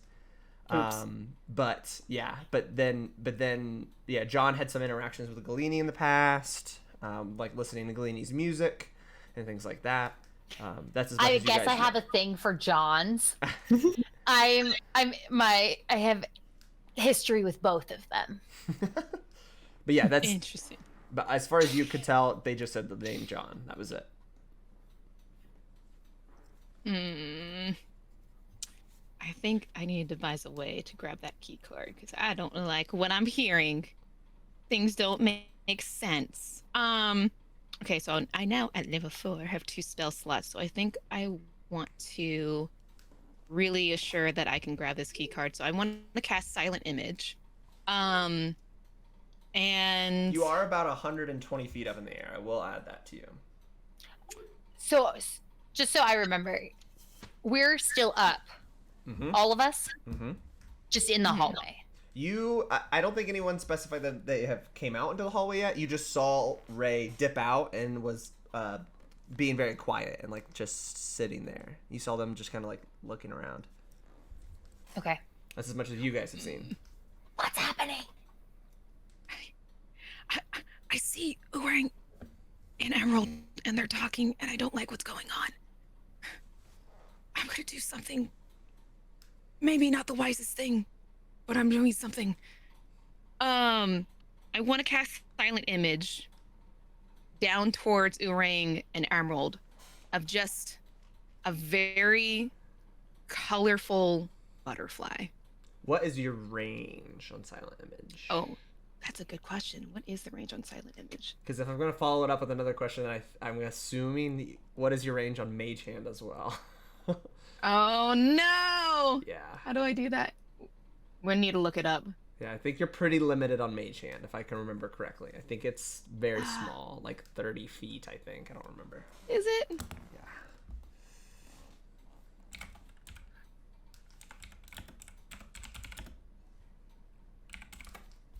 No longer the 5-foot cube. Range is 60 feet. Nope, I can't do anything. And Mage Hand is 30 feet as well. I can't do anything. All right, so I'm going to sneak on back to everybody. Okay, very easily with that 25 you rolled earlier, you managed to get back with the group where you came. That information relayed. So there's sort of 2 ways. One that leads back out to the wider balconies, and then another direction, sort of. Are you talking about like the guardrails you're looking out onto? Yeah, it does split off into a T. So Ray went to the left towards the middle area where they were conversing, but there is a way to the right as well. All right. So I'm going to try to go down the right, and I'll be a little stealthy as well. Okay. Go ahead and make a stealth check. Stealthy as I can be. No!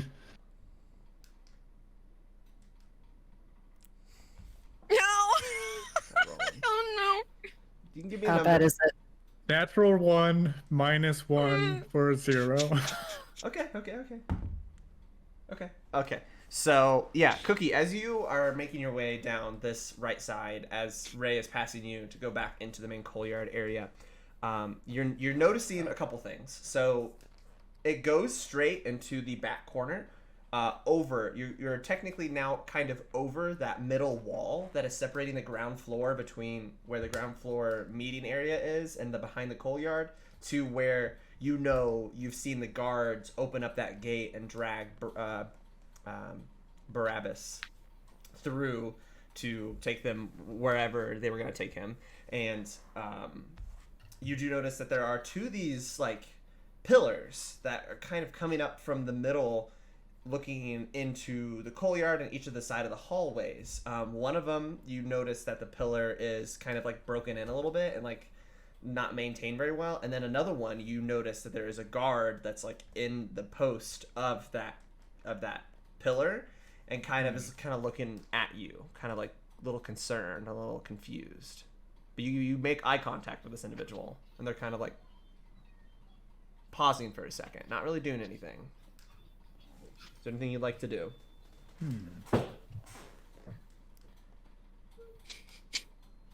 I will just take out my little like tool bag that I have, and it'll be like maintenance. Go ahead and make a Just do some deception check for me. Yep. Go ahead and make a deception check for me. Damn it. That's 6. The individual's like, Am I seeing all this go down? Oh, wait, sorry. yeah, you guys are hearing. You heard suddenly Cookie go maintenance, and it like echoes a little bit throughout the hall. You hear a guard shout out, be like, "Yeah, maintenance. Come this way. I have something I need you to work on." To you, all Cookie. right. Yeah, let's see what you got. Okay. Yeah, you step forward past above the guard, above those gates that are the ground floor. And you see the guard kind of dip out of view from inside these like sentinel towers. Yeah, walking forward, you're approaching what looks to be like a door flush up against the wall, and there's no other guardrail on the inside of that guard area. Do you go all the way up to the door? Yeah, I'll go up to the door. Yeah. I'm going to try casually follow them in some sort of fashion that a guard would follow them. Okay. Yeah, you can go ahead and follow Cookie. What is everyone else doing at the moment? Panicking. Panicking? Yeah. Oh, you're still muted. Oh, you're muted. Sorry, toddlers. I'm gonna turn to Evelyn and Aria and say, like, should we go get Urang? Should we stay here? I don't know if we want to get more people involved in this mess right now. Are we too deep? Should we try to get the key card from Urang or ally ourselves to Urang because he's got the key card? I mean, I feel like those are our two options right now. And at least we haven't betrayed his trust yet, so maybe... Meanwhile, us betraying the trust. I mean, I didn't know what you were doing. have we seen another door that... I don't know what y'all are doing. What was that? I don't know what I'm doing. Oh, you had the brain cell. What were you asking for, Evelyn? You were asking for... Did we see another instance where we'd use the key card? So we broke this door. You have yet to see, other than you can assume from, I think somebody mentioned that the main gate utilizes the key card, the one that Barabbas touched. Other than that one, you've not really seen anywhere where you were supposed to be using a gate card anywhere. If we don't know where we're going to use it yet, maybe we hold off and... I don't know, what do you think? Didn't you say your friend said that we needed it, though? Yeah, but we don't know where we're going to need it. Are we trying to, like, go now? Like... Yeah. Well, then I guess we need the key card. Wait, I mean, are we not going now? I thought we were just, like, scouting and, like, oh, maybe we could go this way later when we try to escape, you know? Like, we should probably, like, have a plan. We should probably, like, prepare something and, like, make sure we've got it down. We can't just, like, run straight into things and then... You're right. Maybe I'm overreacting. As you guys are having this conversation, what is going in Cookie's head as Cookie is approaching this door on the other side of the gates area, and suddenly you can hear behind you that that Ray has snuck up behind you. I'm just like, if I could sweat, I'd be sweating. Oil a little bit. I'm just like preparing myself to try to fix whatever this guard needs, just to keep my cool, keep my calm.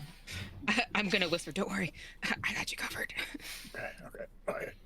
Okay. From the See how other this You're with goes. me. from the other side of the door, I want both Cookie and Ray to make a perception check. Ray at disadvantage. Actually, Ray, you're not at disadvantage because it's for sounds. Good Oh, God. okay. I'm rolling like garbage. 7. 7, I got it. 18 plus 3, so 21. 21. Yeah, Ray, you could hear that. You can hear like multiple voices, like maybe 5 or 6 voices, like okay, but then they're gonna come this way. And that's all you hear from the other side of the door. I don't like this. All right, back to everybody else. What were you guys so doing? we hear this happening? We hear them leaving, right? You hear them leaving. You hear Cookie shout, "Maintenance bot," and a guard say, "Oh yeah, I need you to come fix something over here. Let's go." Evelyn, I think they're already moving. Okay. Are you I don't gonna know. go? I don't know what to. I don't know. I mean, why don't I go get them? Okay. You guys let me in. Okay. I'll get the door. Go get So, them. like- Referring to who? Just wondering. I'm a DM wondering. What direction are you going? I'm gonna go down Okay. to Okay. get to try to get Urang and Emerald or Galtia or Okay. the key card. I'm not sneaky. Are you guys sneaky? No. Okay. Or should we stay together? Yeah, no. Should we follow them? What should we do? So you guys are currently huddled up right at the doorway of those in between the two guardrails, and you guys hear from down below a door open up into the main courtyard area, and you hear like, "Okay, we made it!" And you look down and you see Galtia. Oh, You see- good. You see Galtia. You see Urang. You see Emerald. You see Purnima. You see Kinley. You see Samuel. You have a strong feeling that this is everybody who's been working with each other are all together, and they're not being quiet about it. They have just yelled. Now they're now all together in there, and they are looking around. And you see Emerald kind of like running off to the side, where I you did guys it! had walked up I got the way.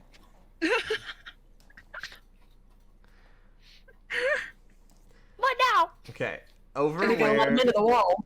over where Cookie and Ray, We where you blocked guys it are open. at, on Uh-huh. the guardrail, you see the door open. You hear and the door opens. Standing in front of you, you see that guard Cookie that you had interacted with, and the guard's like, just in here. Come on in." I'll look over at Ray and Oh, he's with me. I'm looking over him. He was recruited for his particular skills in fixing that thing right over there. Let's go. I'll walk into the room. Okay. I walk in with him. You walk into the room and you are immediately grabbed by two individuals that were hiding up against the side of the wall, Cookie, and the guard that was standing face to face with you and goes, "No, there's another one!" And you see two other guards try to push past and are coming for you, Ray. Ray, you do have a chance to respond. If you'd like to make a dexterity saving throw, you can get out of this. Cookie, you cannot get out of this. A dexterity saving throw. Yep. Go. Oh no, that's a 14. 14. I mean, that's Does it do pretty it? good. I rolled a 13, so yes. Yeah, these two guards kind of lunge out to you and try to grab you. As you kind of dip out of that a little bit, Ray, you can feel your hand start to like heat up again a little bit, and it's just like starting to hurt a little bit. Yeah, you just see Cookie just get grabbed on both sides. The guard, after trying to grab you and failing, are kind of stumbling out in front of you.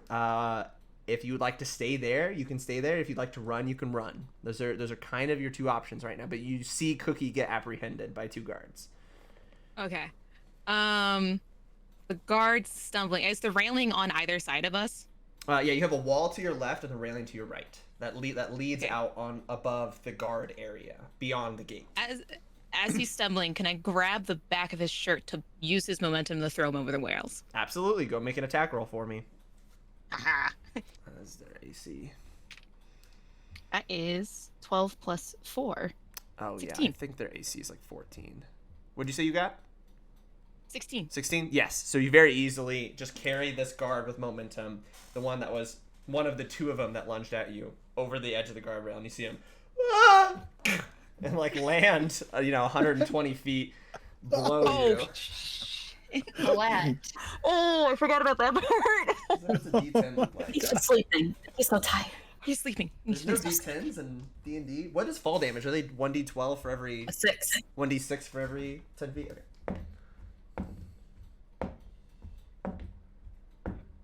Okay, that's already enough. Okay, so you see a guard, and then just no movement. And the other guard goes, and just looks up at you, like shocked. What would you like to do? Cookie, you have a response if you want, but you are considered restrained at the moment. Can I just do try to bust out?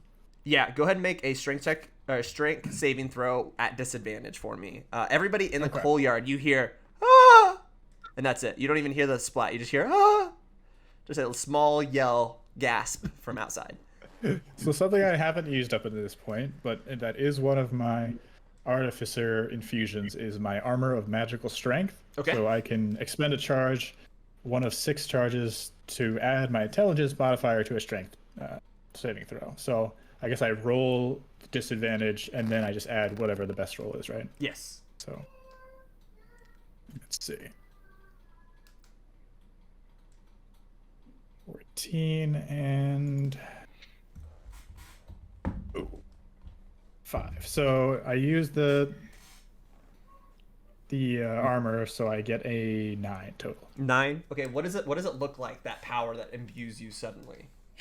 So it's just like my armor like locks up and almost like stiffens and like becomes almost alive in its own way, and just sort of you can see that the armor itself is pushing against the restraints. Yeah, as Ray, as you like look up from tossing this individual from the guardrail, you see this armor just stem from Cookie, and the 2 guards that were holding Cookie go, and they're like staring at you because they have both their helmets off, looking at you just like in shock that just happened. They're kind of like let Cookie go and kind of recoil back a little bit. Cookie, you are free now. Is there anything you'd like to do with your action in this momentary pause? So I sort of like walked into a room. Can I just like look around that room? Yeah, taking a quick glance around your room, your passive perception, I think, is good enough for this. It looks like a mediary room where there's like benches, and then there's these giant sigils on the walls and above you as well on the wall, and they look to be like powered down, and then there's just one set of doors beyond those sigils. And that's okay. it. And then there's 3 guards. Currently guards. in the room, there are 2 guards with you, the guard in front of you, and 2 guards posted on the wall across from you. So 5 guards total in the room with you. Okay.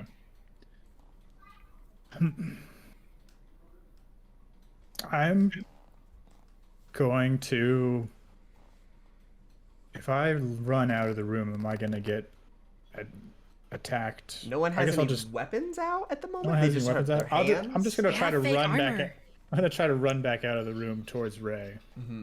Both my guards that were holding you rolled really low, so I'm gonna say they were still shocked at the fact that just happened with what Ray just did.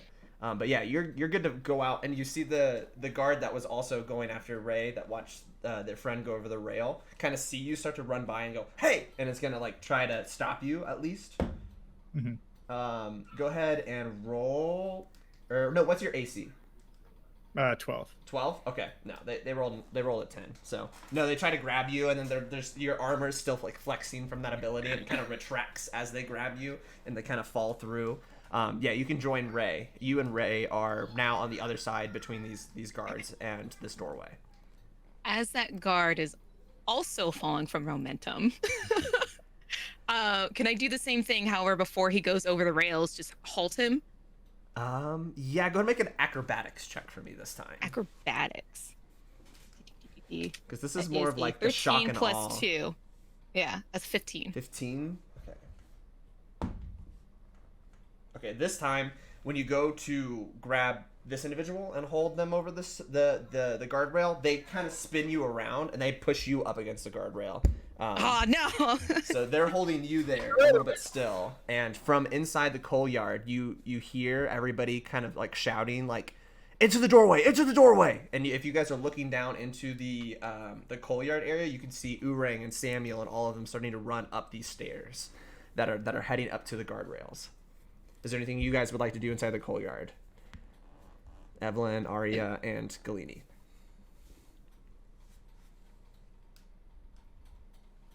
Do y'all see us doing this? If you guys hear a commotion outside, if you'd like to peek your head out onto the guardrails, you'd be able to see it. It just depends on what you guys would like to do. As you're watching your friends or your newly joined group, the unknown, running up the stairway at you. So it seems like the time is now. I think at the time. I think it's time to go. Okay. So, let's tell the other two people. Oh yeah. Time to go. Yeah. So we're gonna. Yeah, you guys hear from the Peek out. You hear from the guardrails from the inside of the coal yard, Cookie and Ray, like, "It's time to go! It's time to go!" And you see all three of your friends run out onto the guardrails, meeting you there with all the guards. One guard has Ray pushed up against the guardrail off to the side, like looking over at you guys from holding Ray in that position. And you see it through the doorway, 5 guards' heads just kind of looking confused from the inside of that room where Cookie just came from. Can I, as I see them, can I react? Or, like, can I have an action? Yes, Are you yeah. okay with me having an action? This I would love... This talking through these steps is leading up to either a combat or kind of a de-escalation. So we're kind of, whenever I prompt somebody, I'm kind of just looking for maybe an action, maybe also a reaction, if it makes sense narratively.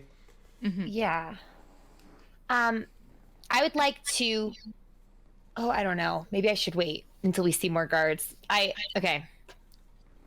I feel like the second I see Ray pushed up against the wall, I'd like to cast Bane. Okay. And target all 4 of the guards I see, just so that all of their attacks, if they fail, would be weaker. Gotcha. So we have currently in the fray 6 guards, and you can see 5. I can target 4 of them. 4 of them? Okay. Yeah. Excuse me. Right. And so they'll have to make a charisma I'm gonna say all of them saving throw. All of them but 1 and 2 up against that door farther away from Yeah, you. I probably couldn't see them anyway. Okay. And what kind of saving throw? Charisma. Charisma. Let me go and get there. Hopefully they're weak at that in their fake armor. I forget where I hid there. I feel like we got this. There it is. There you are, guards. Charisma. They have a +0. Write that down. The first guard got an 18. The one that is not Okay, that one succeeds. Okay. These are the ones in the room first. We got a natural 1 of them in the room. Yes. So That failed. Not one of them. guard labeled 4 is currently Bane. We got a 3 from the other guard in the room. Okay, that's a fail. And this is the guard. It's a 13. 13. Gotcha. And this is the guard holding Ray. Fails. Got an 8. Okay, Oh. so anytime they do an attack or saving throw, they have to subtract a d4. A D4. Okay, what does that Bane look like around these guards? I'm gonna walk out and just go like, ah! But then it like as I kind of make a sound, it's like singing, and suddenly it's not quite as pleasant as you normally hear me sing. It's really creepy. Yeah, as these guards look up to you doing that, they go, and they look terrified of you. All right. Would Aria and Evelyn would you guys like to do anything? I don't have many spells left. I don't have anything useful. Yeah, we didn't really get a chance to rest. I could rest. shoot someone, but are we doing that? I think we're just trying to. Okay, I'll wait. Okay. I don't know. Maybe you should hold. I don't know. Yeah, I think I'd rather save my spells in case we need something later. Gotcha. You can hear the clumping of footsteps of individuals coming up the stairs behind you guys as well. I'll in addition to kind of like as I'm casting it, I will turn to my companions and be like, I want to try to get through. Yeah, I think I'm gonna look down the stairs where I hear the clumping and be like, this way, go, go, go. Since I know that that's the people coming. I'll do that at advantage. Oh yeah. No, they heard you clear as day, and they're beelining it towards you guys. They'll only need one more round before they can join you guys. Yeah, so Ray and Cookie, this is one last chance before the guards kind of gathered their senses and are going to do something. What would you guys like to do? I would like to use another, or I'll try to rip Ray free from this guard. Okay, go ahead and make a strength check for me. And I will use my armor once again. Gotcha. That's 2 charges. Come on, big money here. God damn it. I think it's Natural nice away. 1. Natural 1? Yeah, they got a 10, so they got a... Backyard. I'm a... Or Put that dice in jail. Roll a new dice. Statistics are fake. Clearly your dice is haunted. I don't accept this dice. We're gonna need an exorcism. Yeah, so this guard, as they're holding up against Ray, they take off their helmet and like throw it down at their friend that's down there and kind of looking at you, nondescript, just human, kind of looking at you like kind of scared as well as the situation's escalating, and the guard's just like, just stop, just stop. We're just trying to figure out what's going on. Hold on. And I was like holding Ray there as well. Ray, is there anything you'd like to do? Oh, they do have to subtract a D4. What did you get, Cookie? I said that to say. What? I had a total of 5. Okay. Oh, then it wouldn't matter. Yeah, they got a 9. After that, -1. Okay, just saying. I'm just saying. Yeah. No, it's important. I forgot. Anything you'd like to do, Ray? They said like, we're just trying to figure out what's going on. Hold on. What are you doing? Okay, then get off of me. That's not my job. It's like holding you there. Okay, then I'm gonna brandish my knife and try to kick them off of me. Okay. Go ahead and make an attack roll, non-lethal attack roll. If you're just trying to kick them off of you. Oh, that's a 19 plus 4. Oh yeah, that goes through their AC. So you push them back and up onto the wall across from you guys, and the guard just puts up his hands. It's like, what? Oh wait, oh hold on, and kind of looks off to the side, and you just see Urang kind of like coming around the corner a little bit with his battle axe in his hands, and the guard goes, and starts to try to run. Is there anything? I will give you all one more action before these guards are retreating back into that box. I'm attacking the guard. No, I think we should move towards the door. Move towards the door? Out Yeah, you guys can head towards the door. Forget it. Yeah, let's go for the door. I'm gonna use my full movement. I wanna try to. I'm gonna make this a group check. Everybody make a dexterity saving roll to see if you can get to the door before they close it. Oh no! Why? So there's one failure. 11. These are saving throws, right? Saving throws. Yeah, make sure you add your saving throw modifier. I got an 18. Okay. Exhaustion doesn't go away with a short rest, does it? Correct. A 6. I'll be rolling this at disadvantage then. A 9. I don't 11. think I'll need. You got what, Ray? 11. Nice. 7. So, all to you, Cookie. No! Oh no, it was Evelyn. Yeah. Oh, okay. So Advantage. Wait, but does Urang and all of them? Do they count too? nope. No, you guys all rush to the door because you guys are probably about 30 feet ahead of them because they're still back in the guardrails coming back in, and you see these guards like frantic and staring at like in fear of Urang and Galene and just like running into the room and just slam this door shut, and you hear like multiple clicks from the other side of the door. Knock on the door! Aria! Knock on the door! Aria! Knock on the door! I'll use my Was it multiple clicks though? What did you say we heard? You guys heard what it sounded to be like 3 clicks on the other side of the door. Oh. Urang is coming up. What? Okay. Oh my God! Like looks down at the guard that's on the ground. Okay, this is happening. All right, let's go. And you just see Galtia like like angry. You've never seen Galtia angry before, but he's just like got this face of I'm ready. Let's go. Let's do this. And then right behind all of them, they're all lined up like right behind each other, kind of like peering over each other's corners. You see Samuel like scared behind Purnima. Purnima's like still hurt from the fight earlier. Does the card keep work on the door? Urang's like, okay, and pulls out the card, and you see Urang hold it up to the door, and you hear one click on the other side of the door. Oh, so do we see any of the locks? No, it looks like he just held it up to the wall, flesh right up against the side of the door, and that's what heard the click sound. And he's like trying to move it up and down the wall to see if it's gonna do the other clicks, and nothing's making a sound. Can we hear the guards on the other side? Yeah, you can hear them going, oh my gosh, oh, I can't believe he just went over the edge like that. Did you see how he cartwheeled before he hit the ground? Oh, and like, they're all like trying to freak out, like calm themselves down from the scene they just witnessed. So there's nothing else out here where we are. It's just this one door. Yeah, there's no outcropping of the guardrail system. You do see on the other side of the wall where that catwalk would have been, like extending to that door over there on the other side of the wall as well. But there's no catwalk connecting those two sides from this point of the wall, or from this point of where you guys are in the main hall. At this point, you see Samuel push his way through, and he's like, get out of the way.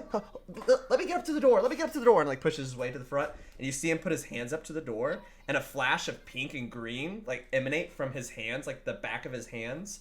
And you hear, and like a huge knock sound emanates throughout the whole entire place. And you hear one of the other locks open up, and he was like, I don't have any more spells like that today. I can't do that. And he like steps out of the way. All right, I'll use mine to do the last one. You use your last one? Okay, so you go up to the door. What does this look like from you to casting knock? I'm gonna assume it looks just like what Samuel does. I'm gonna put my hands up on the door. I'm gonna have the same colors come out and emanate, and another big knocking sound's gonna blast out of my hands up against the door. You guys hear a repeat of what just happened. Like on the third knock, you hear unlock from the other side of the door, and you hear all the guards go, "Oh God! Oh no!" from the other side of the door. Samuel's looking at you, and he's like, "Why was yours pink and green? Never mind." And then like goes to open the door, like he's gonna open it. He's very confused that yours was also pink and green. Oh shoot! Okay. Yeah. So Samuel is the first one to open up the door, and as he opens up the door, all of the guards have their back up against the other door and have their arms up, like, we were just told to let us through, and there'll be no problem. Okay. The only person with a key card is on the other side of the door. We don't have a key card. And they all spread away to let you guys through. Did they point out which door that the person's behind? Yeah. So you were coming through a door. Imagine this to be like a box room with no windows. It's just a big metal box, and there's sigils on the wall. One sigil to your left, one to the right, and one above you, where there's benches next to those sigils. And the guards their back pressed up against now the two sides of the walls to let you guys through to the door that's on the other side. The door looks like the exact same door that you just came through, just on the other side. Urang is running to the door, and he's like, I'm ready. Are we all in? I'm gonna put it up against it. And as Urang puts the key card up to the door, the other door swings shut, and everybody's inside this room. I would like everybody to make a perception check for me. Let me pull up who all is actually here. Ooh. I do it. I do it. Oh yes, let's go. I forgot I do mine at disadvantage. 13. Okay, that's 18 for me. So hold on, who is We're that? almost twinsies. So I'm gonna get it one at a time because this is kind of important. So Galene, you got a 13. Who else? I got an 18. 18 for Ray. Okay. I had a 24 natural 20. Okay. I had a 12. 12. And Evelyn? 6. 6. Okay. Okay, so we have Galti in the room. We have Urang in the room. We have Samuel in the room. We have Purnima in the room. We have What is the female elf's name? I forgot her name. Sorry, guys. It is Antiope. Antiope in the room. We have Ingo in the room. We have Otis, who is drunk and very afraid. Oh, yeah. We have Emerald also in the room. And we have Kinley in the room. Okay, so starting with Evelyn, this just bright flash of these sigils, these green sigils, just emanate throughout the room, and you can just like feel your form like start to hurt and start to shift a little bit, and you're like trying to hold it. You just feel like a wash of just like feels like cold water just all over your body.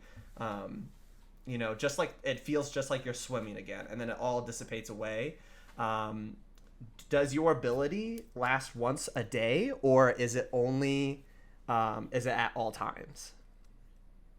Because I don't remember if yours is once a day or not.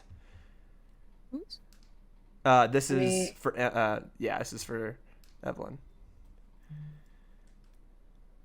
I don't have it on D&D Beyond because this is I think it's homebrew. on your. I didn't think I was gonna have to do this today. Sorry.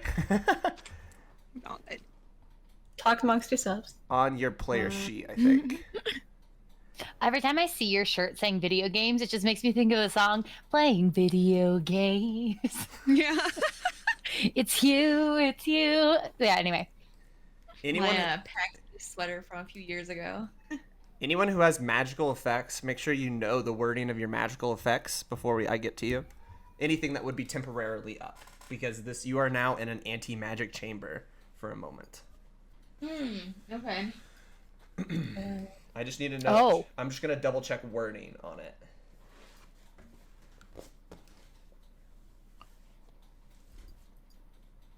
It's twice a day. Twice a day. Okay. So go ahead and make an Arcana check for me to see if you can. Is it arcane though?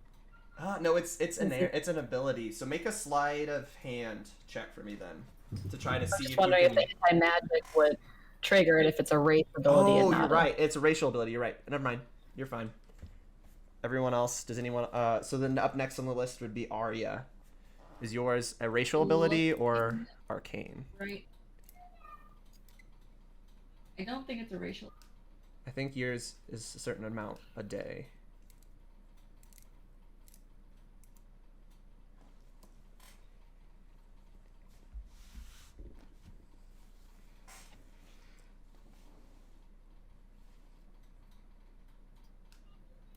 Galene, is yours I think it's racial. it's racial? Yeah, so you're fine. Yeah. Cookie, are It's you my fine? Magic. I don't think I have any. Yeah. Is my soulbound dagger affected by this? It is not. Your soulbound dagger Sick. will maintain.